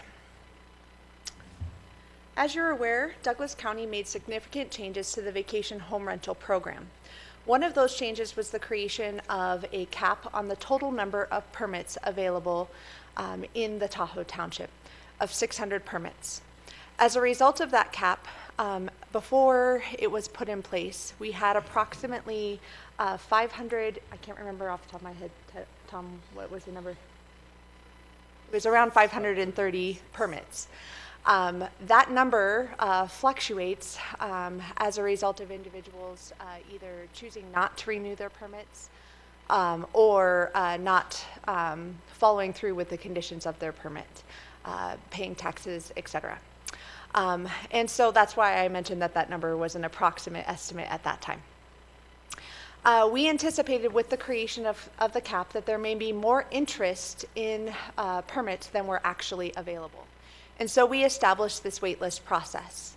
For individuals who are interested in obtaining a permit, we asked them to apply via a waitlist application, which we made available and had open to the public for a total of 30 days between July 1st and July 31st at midnight. As a result of that process, we received 150 applications. I'm aware in your background information that it mentions that there's 129 applications. Let me explain the difference between those two numbers. First of all, when we looked through those numbers, we recognized that there were about 6 applications that were duplicate applications. The rules specified that individuals could only apply for one waitlist position, and so that required that we remove or disqualify those individuals who applied multiple times so that they may only obtain one spot on the waitlist application list. That got us to 144. Further investigation into the individuals who applied led to a determination and identification of 15 owners who were advertising their property and renting their property without a permit. We are in the process of confirming their potential violation of code, and notifying them that their violation will result in a fine and potentially disqualify them from residing on the waitlist ranking. That's a lot of words, but basically that gets us to 129. Subsequent to the publishing of this agenda, we have now identified 9 more properties that are advertising without a permit, and we will also be notifying them. I just want to inject into the conversation those individuals who will be notified that they will be disqualified from the wait list. Because we are issuing them a violation, they will have the opportunity to appeal that decision. That if they do choose to do that, that appeal will go before the Vacation Home Rental Advisory Board. And if the determination is made that they're not in violation, in fact, then they will be allowed to stay on the wait list in the position that they have been ranked in as of today. I'm sorry. Yes, sir. What if they're one of them that was already picked?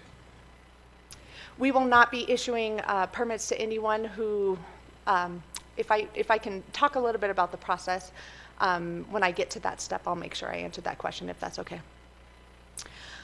So let me talk a little bit about the process of how we establish the ranking for the waitlist applications. We felt that it was necessary to bring in an independent third party to conduct the waitlist selection process. That process was done blindly. We recruited and reached out to Mr. Thran. We actually reached out to over 30 individuals to see if someone would be able to assist us with this, and eliminated a number of those individuals as a result of potential conflicts of interest or no interest in assisting us with the process. Mr. Thran graciously agreed to do so. He does not have any conflicts of interest. He does not have ownership interest in a vacation home rental, and he does not have any clients that he's aware of that have vacation home rentals.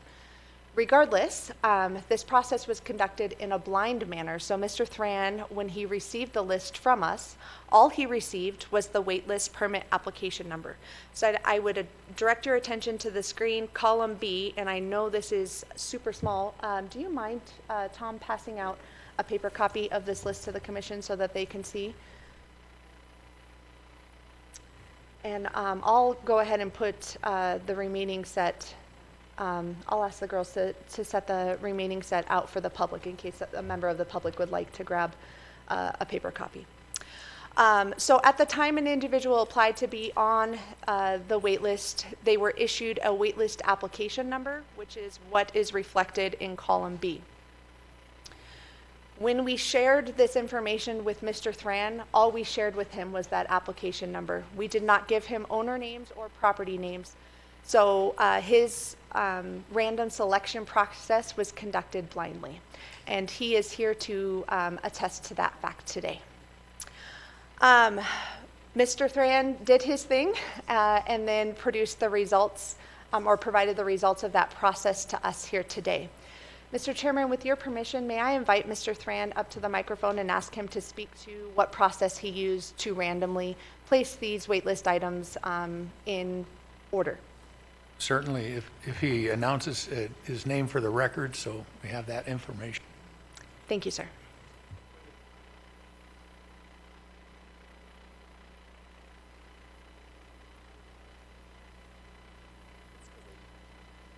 Ted Thron for the record. The process I used is, like Ms. Davidson said, she contacted me on August 11th. And we discussed the process. And so between that time and me getting the data from Mr. Dallaire, which he gave it to me on August 17th, I considered several methods. My tried and true method is to use ping pong balls. It's something I used during my auditing days at Freeman & Williams, during my petition process when I was clerk treasurer. But the problem with ping pong balls, they're too much human interaction. I would need 2 more people to witness it, and I just didn't have those people at that time. So I looked at websites. Websites provide a random number generator. I just could not get comfortable with those. So I went back to what I've used before, Excel spreadsheets. I put the data that Tom gave me into an Excel spreadsheet and generated a random list. I'm trying not to get too technical. If you'd like me to get more technical, I'd be happy to. For those that may understand Excel, I see Mr. Wolstad. What I did was put on the list, I listed those numbers, I put them into the random function on Excel, and that sorted the whole list out to all 144. I then put the 144 number to the permit, and that's what generated the list before you. Check my notes. And that's pretty much the process in a short and easy way. Any questions? And I'd like to say the list that Tom gave me was no names, no addresses, like it was stated, totally objective, totally independent. If some of you noticed, I even took my glasses off, so I can't even see that right now. So literally blind. And I fully intend to stay totally independent and objective through this whole process. Mr. Thrand, could you explain the background check column R and S? Mr. Chairman, if I may.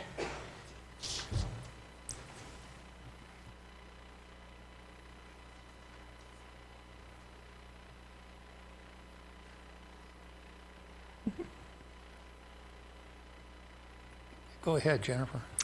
Thank you, sir. Once Mr. Thrand completed his random selection process in which he randomly placed the waitlist permit application numbers in random order, sorry, I said that multiple times, he then provided that list back to us. We have compiled that list into the spreadsheet that you see on this screen and added back in the owner names and the rest of the information that was on the application. We also then added, for our reference, the column labeled background check that has R, D, and S keys in it. Those are the properties that we have through the process of reviewing the applications identified issues with their individual waitlist application. For example, D stands for duplicate. Density, D stands for that neighborhood is located within, or excuse me, that applicant is located within a neighborhood that currently meets the density cap.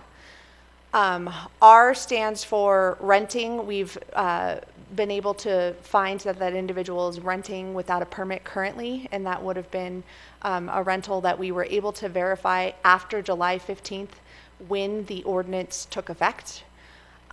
S stands for suspected rental, which means we have not completed our total investigation, but once we do, we will likely be notifying that individual that they have rented without a permit.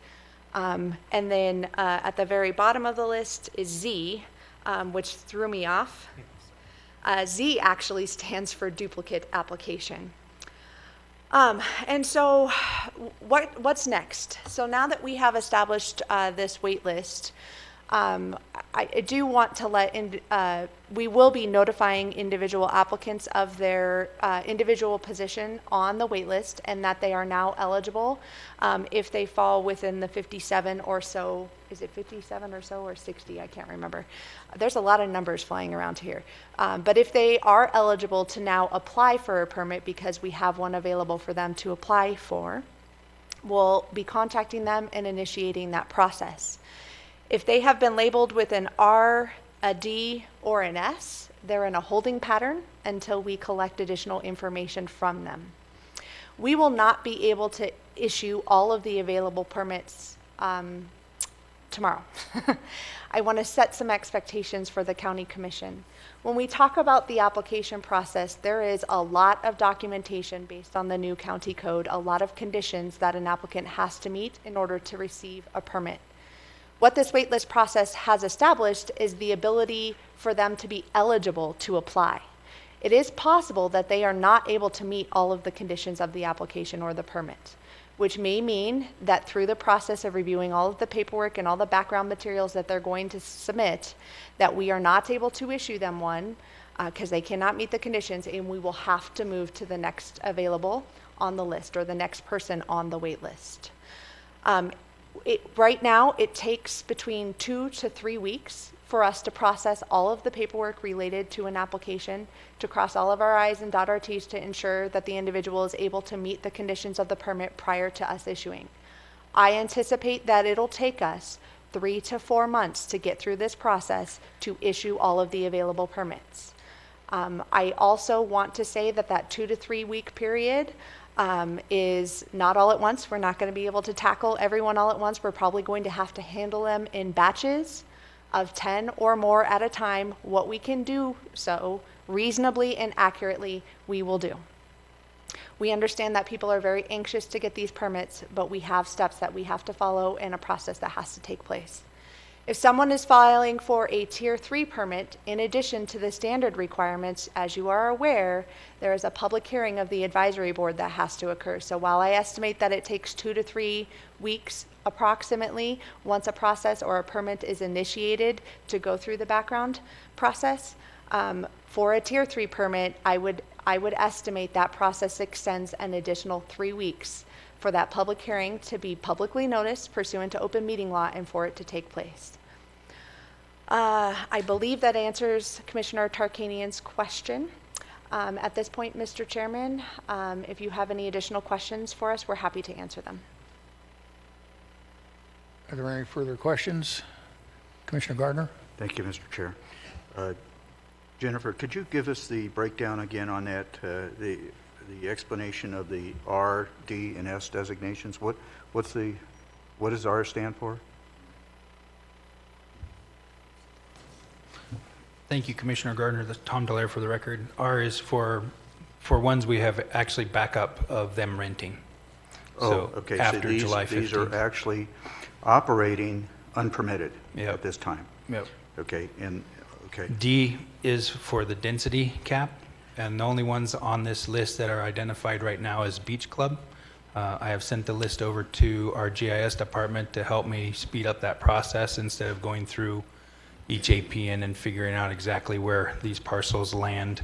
I figure we'll get a map. So GIS is working on that right now, and we'll add more of the density limits or the density numbers to this page here as we identify those that have already met, those neighborhoods that have met the density cap already. Beach Club is one of them. I thought we had maybe one or two that had already there were reached that 3 cap, areas. and so the only available permits would be available to, if people fail to renew their permits and Yep. dropped it below. Or sell. Okay. Or sell. Or sell. Okay, Yep. and the And S then is what for?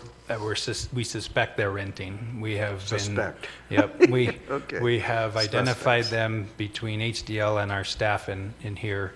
Our code enforcement officers have been up there on the weekends and driving around trying to identify all of these properties on the wait list to make sure that they aren't renting.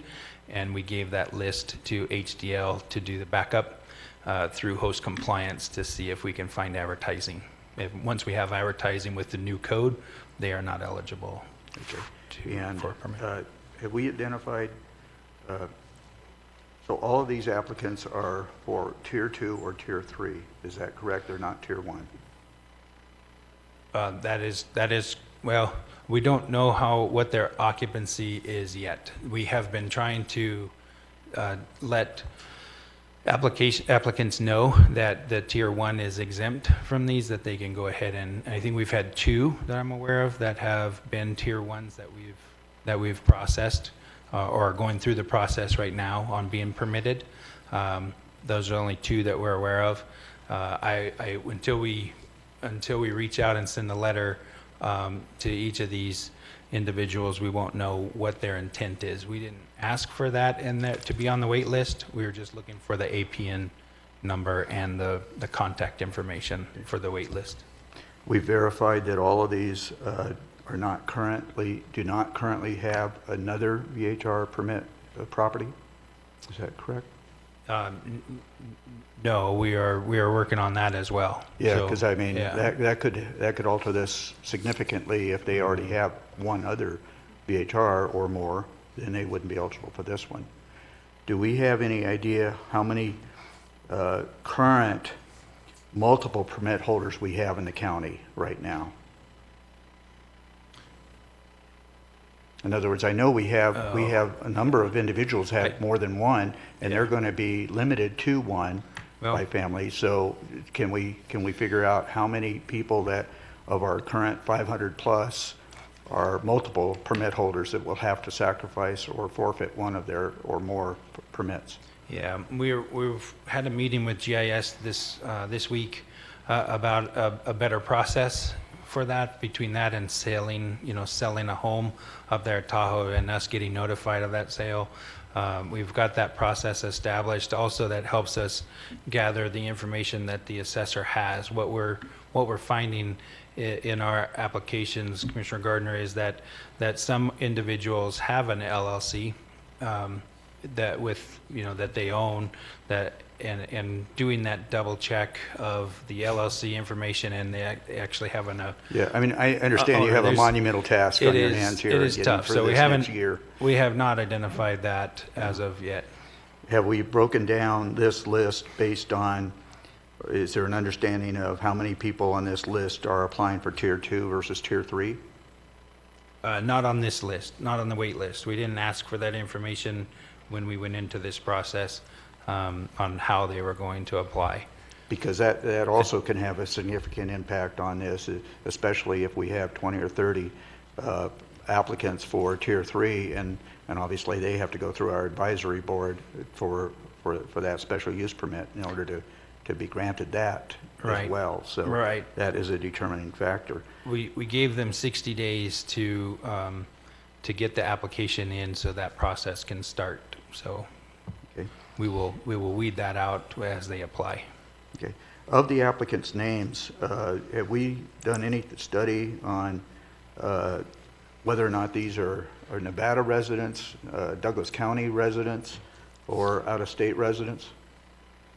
We're not going to look at that at all? I have not done a study, but further over in this application, the applicant has a contact information, and I didn't print that out, sir. I can email this to you if that would be helpful, if you'd like to that obviously is not a determining factor in how we issue permits, but it's kind of an interesting, it'd be an interesting number to look at, or percentage of how many of our VHR owners are actually, number one, residents of Douglas County, number two, residents of Nevada, number three, out-of-state residents.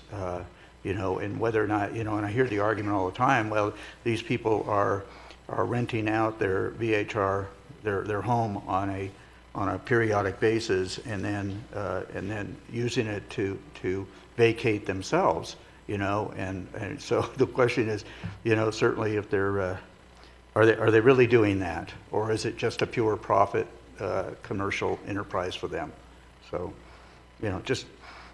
I know that we are not in a position where we can necessarily deny a permit based on their resident or the residency, but it would just be an interesting number to look at, I think, because do they really have any skin in the game, so to speak, in quality of life for the residents in Douglas County, and certainly in the Tahoe Township. And I appreciate you looking at that designated area. So, thank you. That's all my questions, Mr. Chair.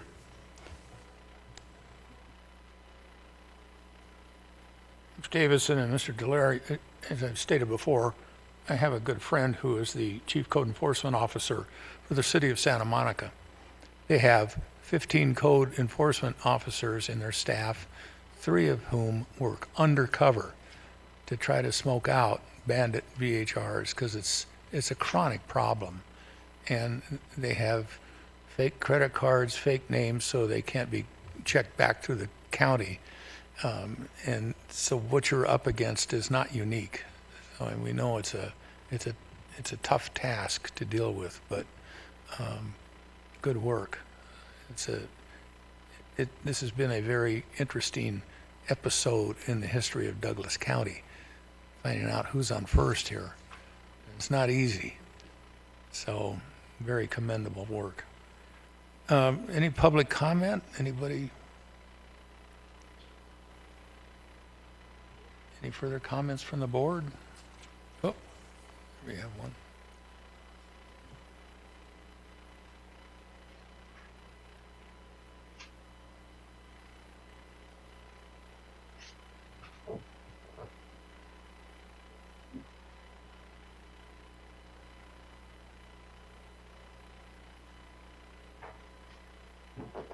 Oh, thank you. Would Good you repeat afternoon, Commissioners. Just repeat your name again for the record? Absolutely. My name's Natalie Yanish. I'm with the Contractors Association of Truckee Tahoe. I've come to quite a few of these meetings and have testified about the short-term rental regulations and restrictions and the ordinance that was put into place. It looks like you have a process here that is pretty time-consuming for staff and possibly very confusing to the public. I can tell you, I follow a lot of this, and I'm slightly confused as to how all of this, would be interpreted, and how you're actually supposed to find your place in line on this waiting list. So I would say this might be the first, unintended consequence of the ordinance that was passed. Wait lists are not an easy thing for jurisdictions to deal with. When you create a cap or a commodity, a finite resource, the supply and demand of the private market kicks in. So you've limited the supply on a certain private property right that some people enjoy, but others are unable to. So having to create the waiting list, unfortunately, I've seen some other jurisdictions, once they put a cap in, they do see a run on permits. That's just one of the normal things that tends to happen after a jurisdiction puts a cap in, which, we're kind of seeing that trend happening here. I'm surprised we haven't actually had more permits come in after the ordinance was passed. The staff and the administrative aspects of it, for Douglas County, those costs really skyrocket. It sounds like staff has spent a lot of time on this, and they've also had to bring in a third party, to help them deal with how to implement these wait lists. And then there's also a fee that's passed on to the consumer just to be on the wait list as well. So, from the, I did want to mention there is another consequence that we see. So some properties will become devalued, other ones, their value will go up. And that just tends to happen because one person has a superior private property right to another property. And that creates uncertainty in the real estate market, which, that doesn't provide stability for us in our community. And the way that affects the contractors is when you have instability in the real estate market, you have instability in the construction and industry, and that affects the workforce. And people are less likely to invest in their property. Things are kind of up in the air. They don't know if they're going to be able to garner any economic income from their property, and therefore we might see less remodeling, spending of construction materials, sales tax to the county, TOT tax, things of that nature. So when you do go back and look at this VHR ordinance, I do hope that you look at possibly just eliminating this process and taking the cap away. We did have a normal attrition rate of about 15 to 20% a year. So the market did self-regulate itself as far as numbers of VHRs in the past. Thank you so much. We're an interested stakeholder, and I appreciate you taking the time to listen to my comments. Thank you. Next. Thank you for the opportunity to speak. This was a presentation only. I submitted written comments. I want to thank how staff has handled this, how the board has looked at this. We all need to be reminded this is not an entitlement. I will say that in every comment I make about the vacation home rental process and the explosion that we've had in the last 15 years. Long-term rentals have always existed. Vacation home rentals until Airbnb came into existence, we didn't see this explosion. More power to them. They found a new entity. But the exploitation isn't just here, as Commissioner Ingalls said, it's everywhere in the United States now. And I think what our people have done is monumental. Yes, it takes a lot of staff time. They should be honored for that. I think the wait list has been adequately and accurately assessed. I think there is no burden on Mr. Thrand for his explanation of how this was pulled together. I come from aerospace. I dot I's and I cross T's. I don't see anything wrong with this database and how it was generated. It is a randomizer, and I think it should be awarded and recognized. Thank you so much. Thank you, staff, Tom, Jennifer. I've been following Placer County, where I came from. They're trying to come up to speed. Washoe County is doing a very poor job of it. I'm hoping TRPA will intercede one of these days, Mr. Rice, because this is a regional thing. I sat through the regional plan update process from 2007 when it was Pathways to 2012 when it finally came into existence. And Joanne Marquetta is still there. The executive director said, we will handle regional issues. And I think that we need to have a regional plan update amendment. I think every local jurisdiction should be bringing something forward so they have their pulse on this, because it's creating havoc in lots of arenas. Thank you.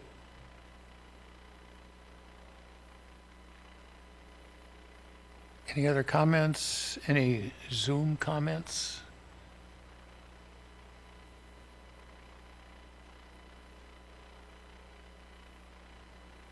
Thank you, Mr. Chair. This is Marcia Johnson for the record. If you would like to provide public comment, please raise your hand. I will check with the caller first. Caller, do you have public comment on item number 5?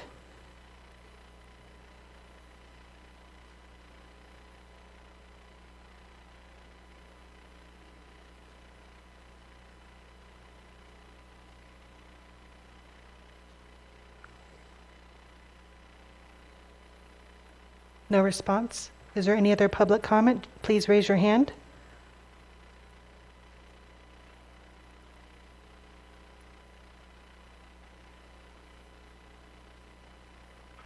No public comment. Thank you, Marcia. Bring it back to the board. Commissioner Gardner? I just had one additional question real quick, is that I know that we're in the process of, we're going to have to, because of the TRO, we're going to have to reconstitute our Appeals and Advisory Board. And the plan is to do that on September 2nd at our meeting, is that correct? So when are our applications required to be into the county office in that regard?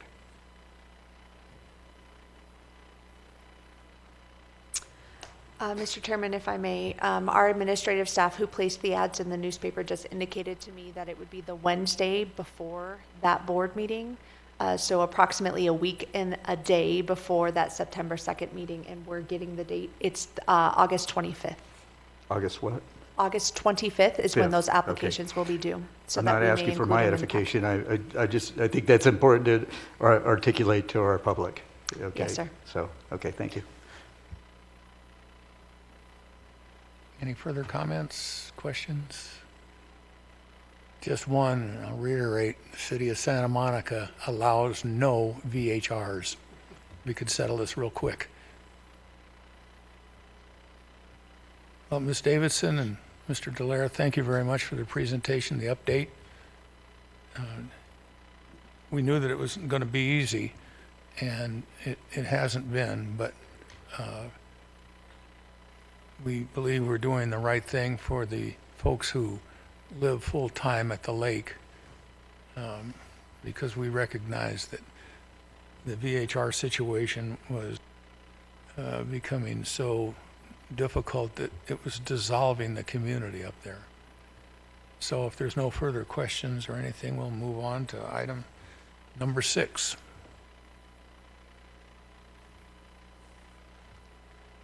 Don't go anywhere, Mr. Dallaire.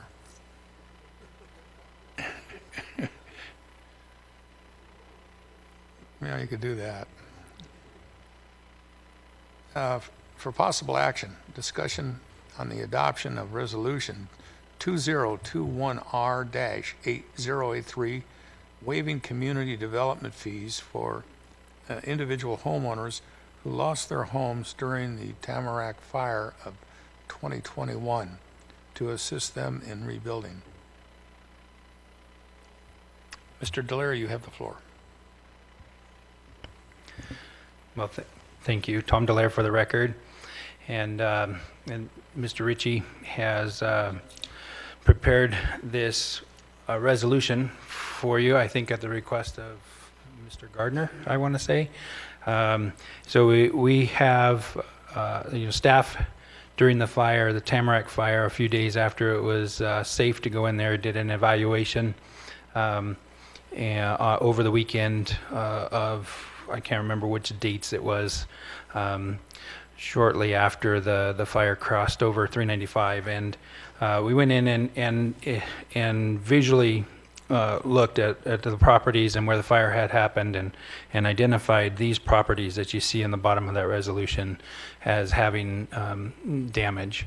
There were 2 homes that basically had broken windows and some blistered paint, and one home had a vinyl siding and it was melted, but the wood underneath it, the shear, was fine. We labeled those as being able to occupy, and with a little bit of work, it would have been a new home after they painted it. It definitely needed paint, and so those 2 may need a permit or may not. We did include them on here because there is electrical damage, and we couldn't identify out in the field exactly where all the wells were located and to what extent that damage had happened on their property. We basically were sent out there to look at structures specifically. There were a number of outbuildings that we started to take inventory on. Again, after a fire, it amazed me. This is the first time I've had this experience to go out and assess property after the fact. I think there's a few things I did learn, but outbuildings and what those actually are. So in Douglas County, we have a requirement of anything over 200 square feet needs to have a building permit. And identifying that 200 square foot on some of these out structures after a fire goes through with nothing out there was difficult. So we identified the properties through aerials that had outbuildings. So we estimated the number of outbuildings that may need a permit to get to that number in the actual agenda item itself of $100,000 that this could of building permit fees that we could estimate, and approximately it's on the high end of that scale, but that's why that number ended up being so high. We did have 12 properties or 11 properties, actually 11 homes burn on 13 separate properties, and only 2 of the properties only had houses on them. The rest of them had out structures, outbuildings, and we didn't do an assessment on each individual structure, but we did capture the extent of the damage out there, which, the ones that did burned, entirely. So I don't know what other things you guys have questions on about that process, but I think this is a really good gesture to those who have suffered from and those losses on their houses, and I support it. Thank you. Mr. Dallaire, any questions or comments from the board? Commissioner Gardner? Mr. Chair. Yes, I appreciate this coming forward. Mr. Ritchie and Mr. Dallaire, I had suggested that we bring forward this resolution a couple of weeks ago. I really appreciate the expeditious manner in which you've brought it forward. I'm pleased that we also added the 2 that were not necessarily lost but damaged. These are not fees that we would expect to have in the normal course of business to begin with. So, what it really involves is staff time. And I think, staff, I'm not suggesting they do this on their own time, but I think that if that was what was required, they would. I think that's the kind of county we have, is that we want to try to mitigate as much possible and help these people get to, and I talked to almost all of them, and they all want to rebuild on their property. They're currently living in motorhomes or in trailers or whatever else to try to accommodate that, because quite honestly, they can't find acceptable long-term housing. So my only question to this is can we get this done in 2 years? I see you put a timetable on this at 2 years. Is that adequate, or do you, I don't know that they can work through all of their legal requirements and their financial requirements in order with their insurance companies and all that in a 2-year period to actually begin that process. But so I guess that's my question is do you think 2 years is going to adequately cover this, or do we need to extend it a little bit longer? Well, I think that's a policy call for the board. I'm sorry, Tom Dallaire for the record. 2 years, that gives them to submit an application, 2 years to actually submit, not build and be done with the construction, but to actually get the permit. If we get to the 2 years and there's 2 or 3 homes left to be built, maybe we bring this back at the end of that and say there's 2 properties or 3 properties left that may need help. that would be fine with me. I mean, I'd be comfortable with that, So, yeah, sure. yeah, Okay.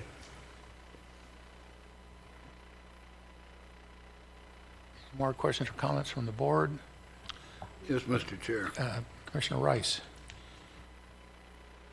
Sitting here looking at that motto on the wall that has been placed there, thank you for doing that. Great people, great places. I think that this gesture personifies the feeling, and I'm glad to see this happen. Any further comments from the board? Any public comment? Anybody on Zoom?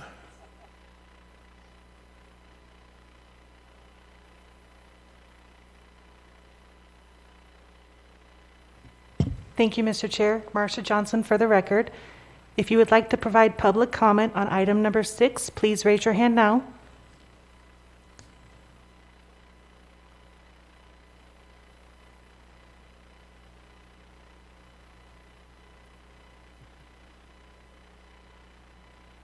No public comment.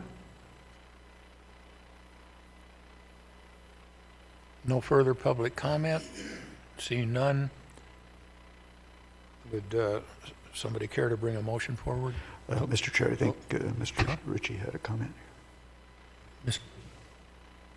Thank you, Chairman. Doug Ritchie with the Douglas County District Attorney's Office. I believe insurance companies have 80 days to process a property claim. And it's important to note that the intent behind this is to help people who've either lost or have their structures damaged to replace those. So it's not really intended to build, 5 new out buildings, but to replace those that have been damaged. And so it's been structured in that way. Yes, I agree with that assessment, right. So, anyways, Mr. Chair, may I make a motion? Commissioner Gardner? So I move that, I turned my page over already. Sorry. I move for the adoption of Resolution 2021R-083, waiving community development fees for individual homeowners who lost their homes during the Tamarack Fire of 2021 to assist them to rebuild. I'll second it. We have a motion by Commissioner Gardner, a second by Commissioner Tarkanian. Any further comments? Bring it to a vote. All those in favor signify by saying aye. Aye. Aye. Any opposed? The motion carries 5-0. Thank you, gentlemen. Gentlemen, I appreciate your support of that. Thank you.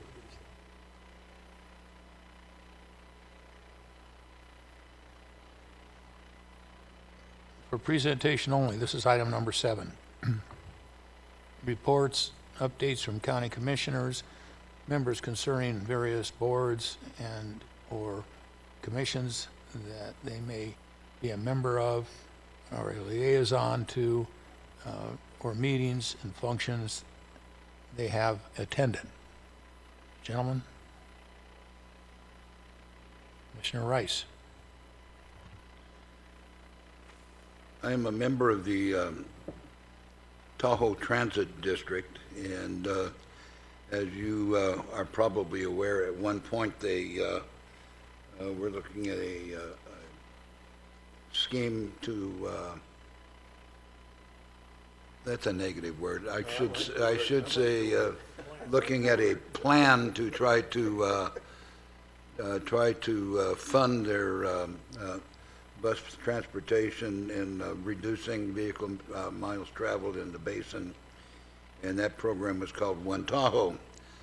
My wife told me if I voted for that, don't bother coming home.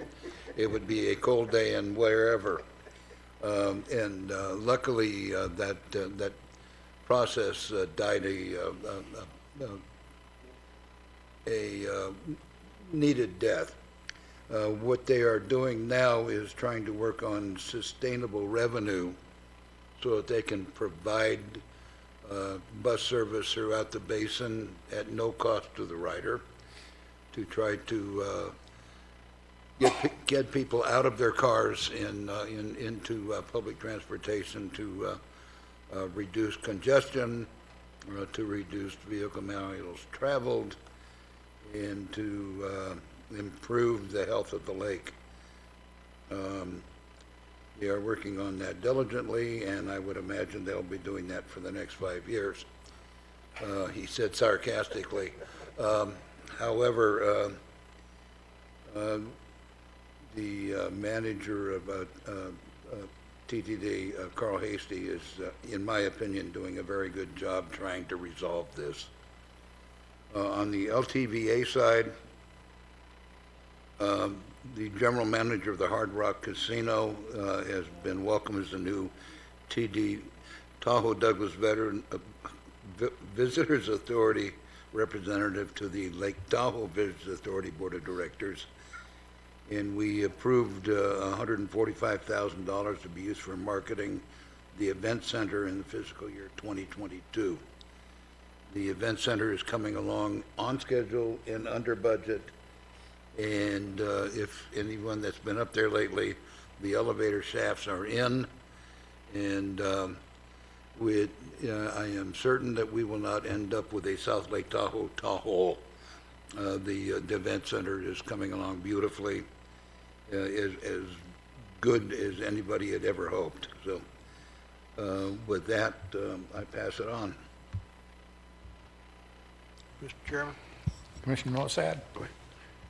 a brief one on the debt commission, debt management. I think we did a stellar job in setting a record on getting done with our business in 20 minutes.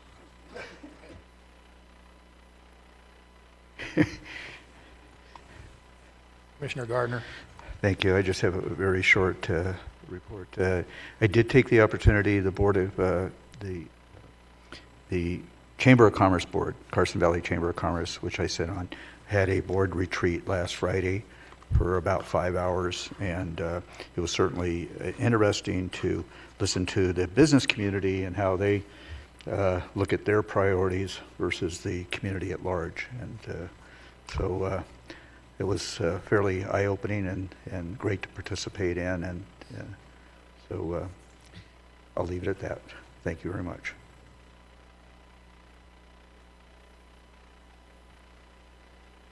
That it?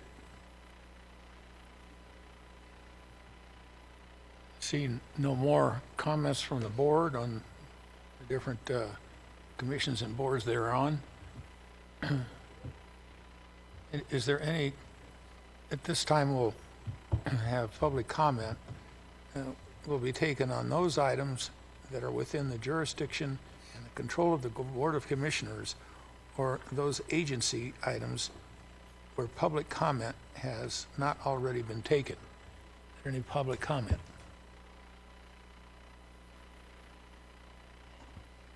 Ellie Waller, for the record. I do come to these meetings to provide public comment. I listened to the NV Energy presentation last night. Their Zoom, it was educational. If people haven't signed up, their cell phones, there are some issues where they used to be able to call a landline.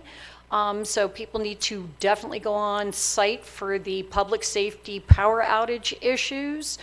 I think might be a good opportunity to maybe ask a local NV Energy person to come give a presentation to this board on that system so that people understand where their districts are. I was just added at Jacks Valley. The Genoa one is interesting. It goes up to Clear Creek. It's not adjoined to the Jacks Valley one. So the mapping online is really something good to look at. I think would be a good opportunity for a presentation. Thank you.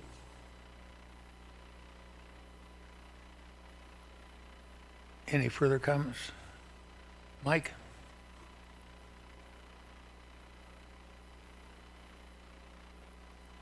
You'd think I'd know.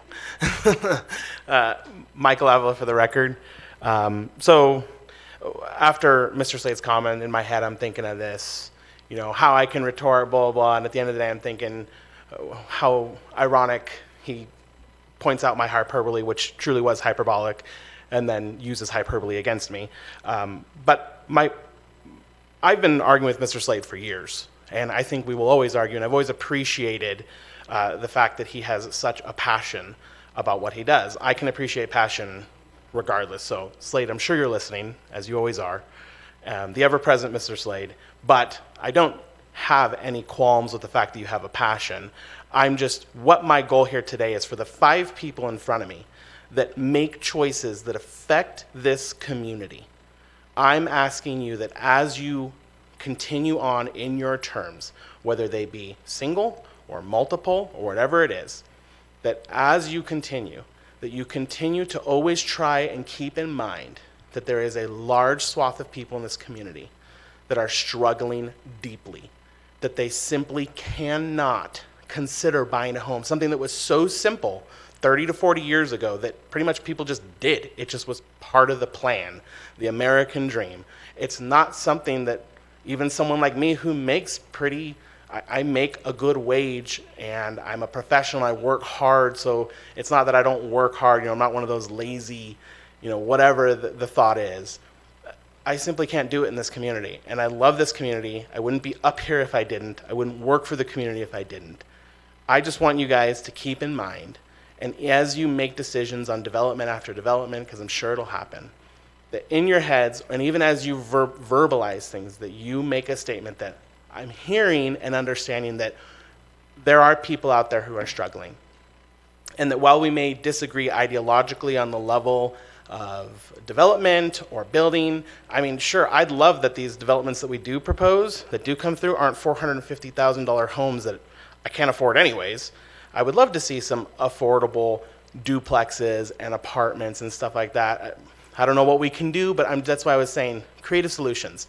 Are there ideas that we can come up with? Are there things that we can do that meet both groups in the middle, that meet these people who can't afford it, the working class, and meet people who, whether, and I don't mean this in a derogatory term, whether they got lucky and bought a home when they could, or through sheer force of their wallet selling their million-dollar homes in California.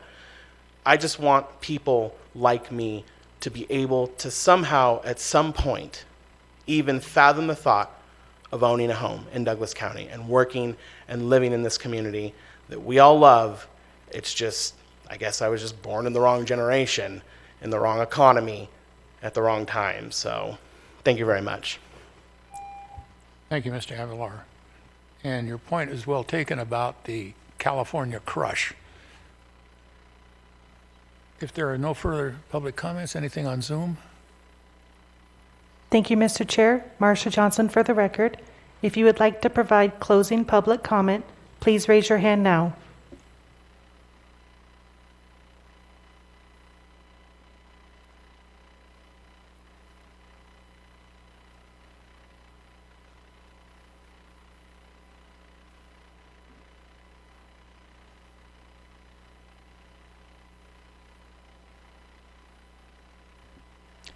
No further public comment. Seeing no further public comment, this meeting is adjourned. Thank you very much. You can go home.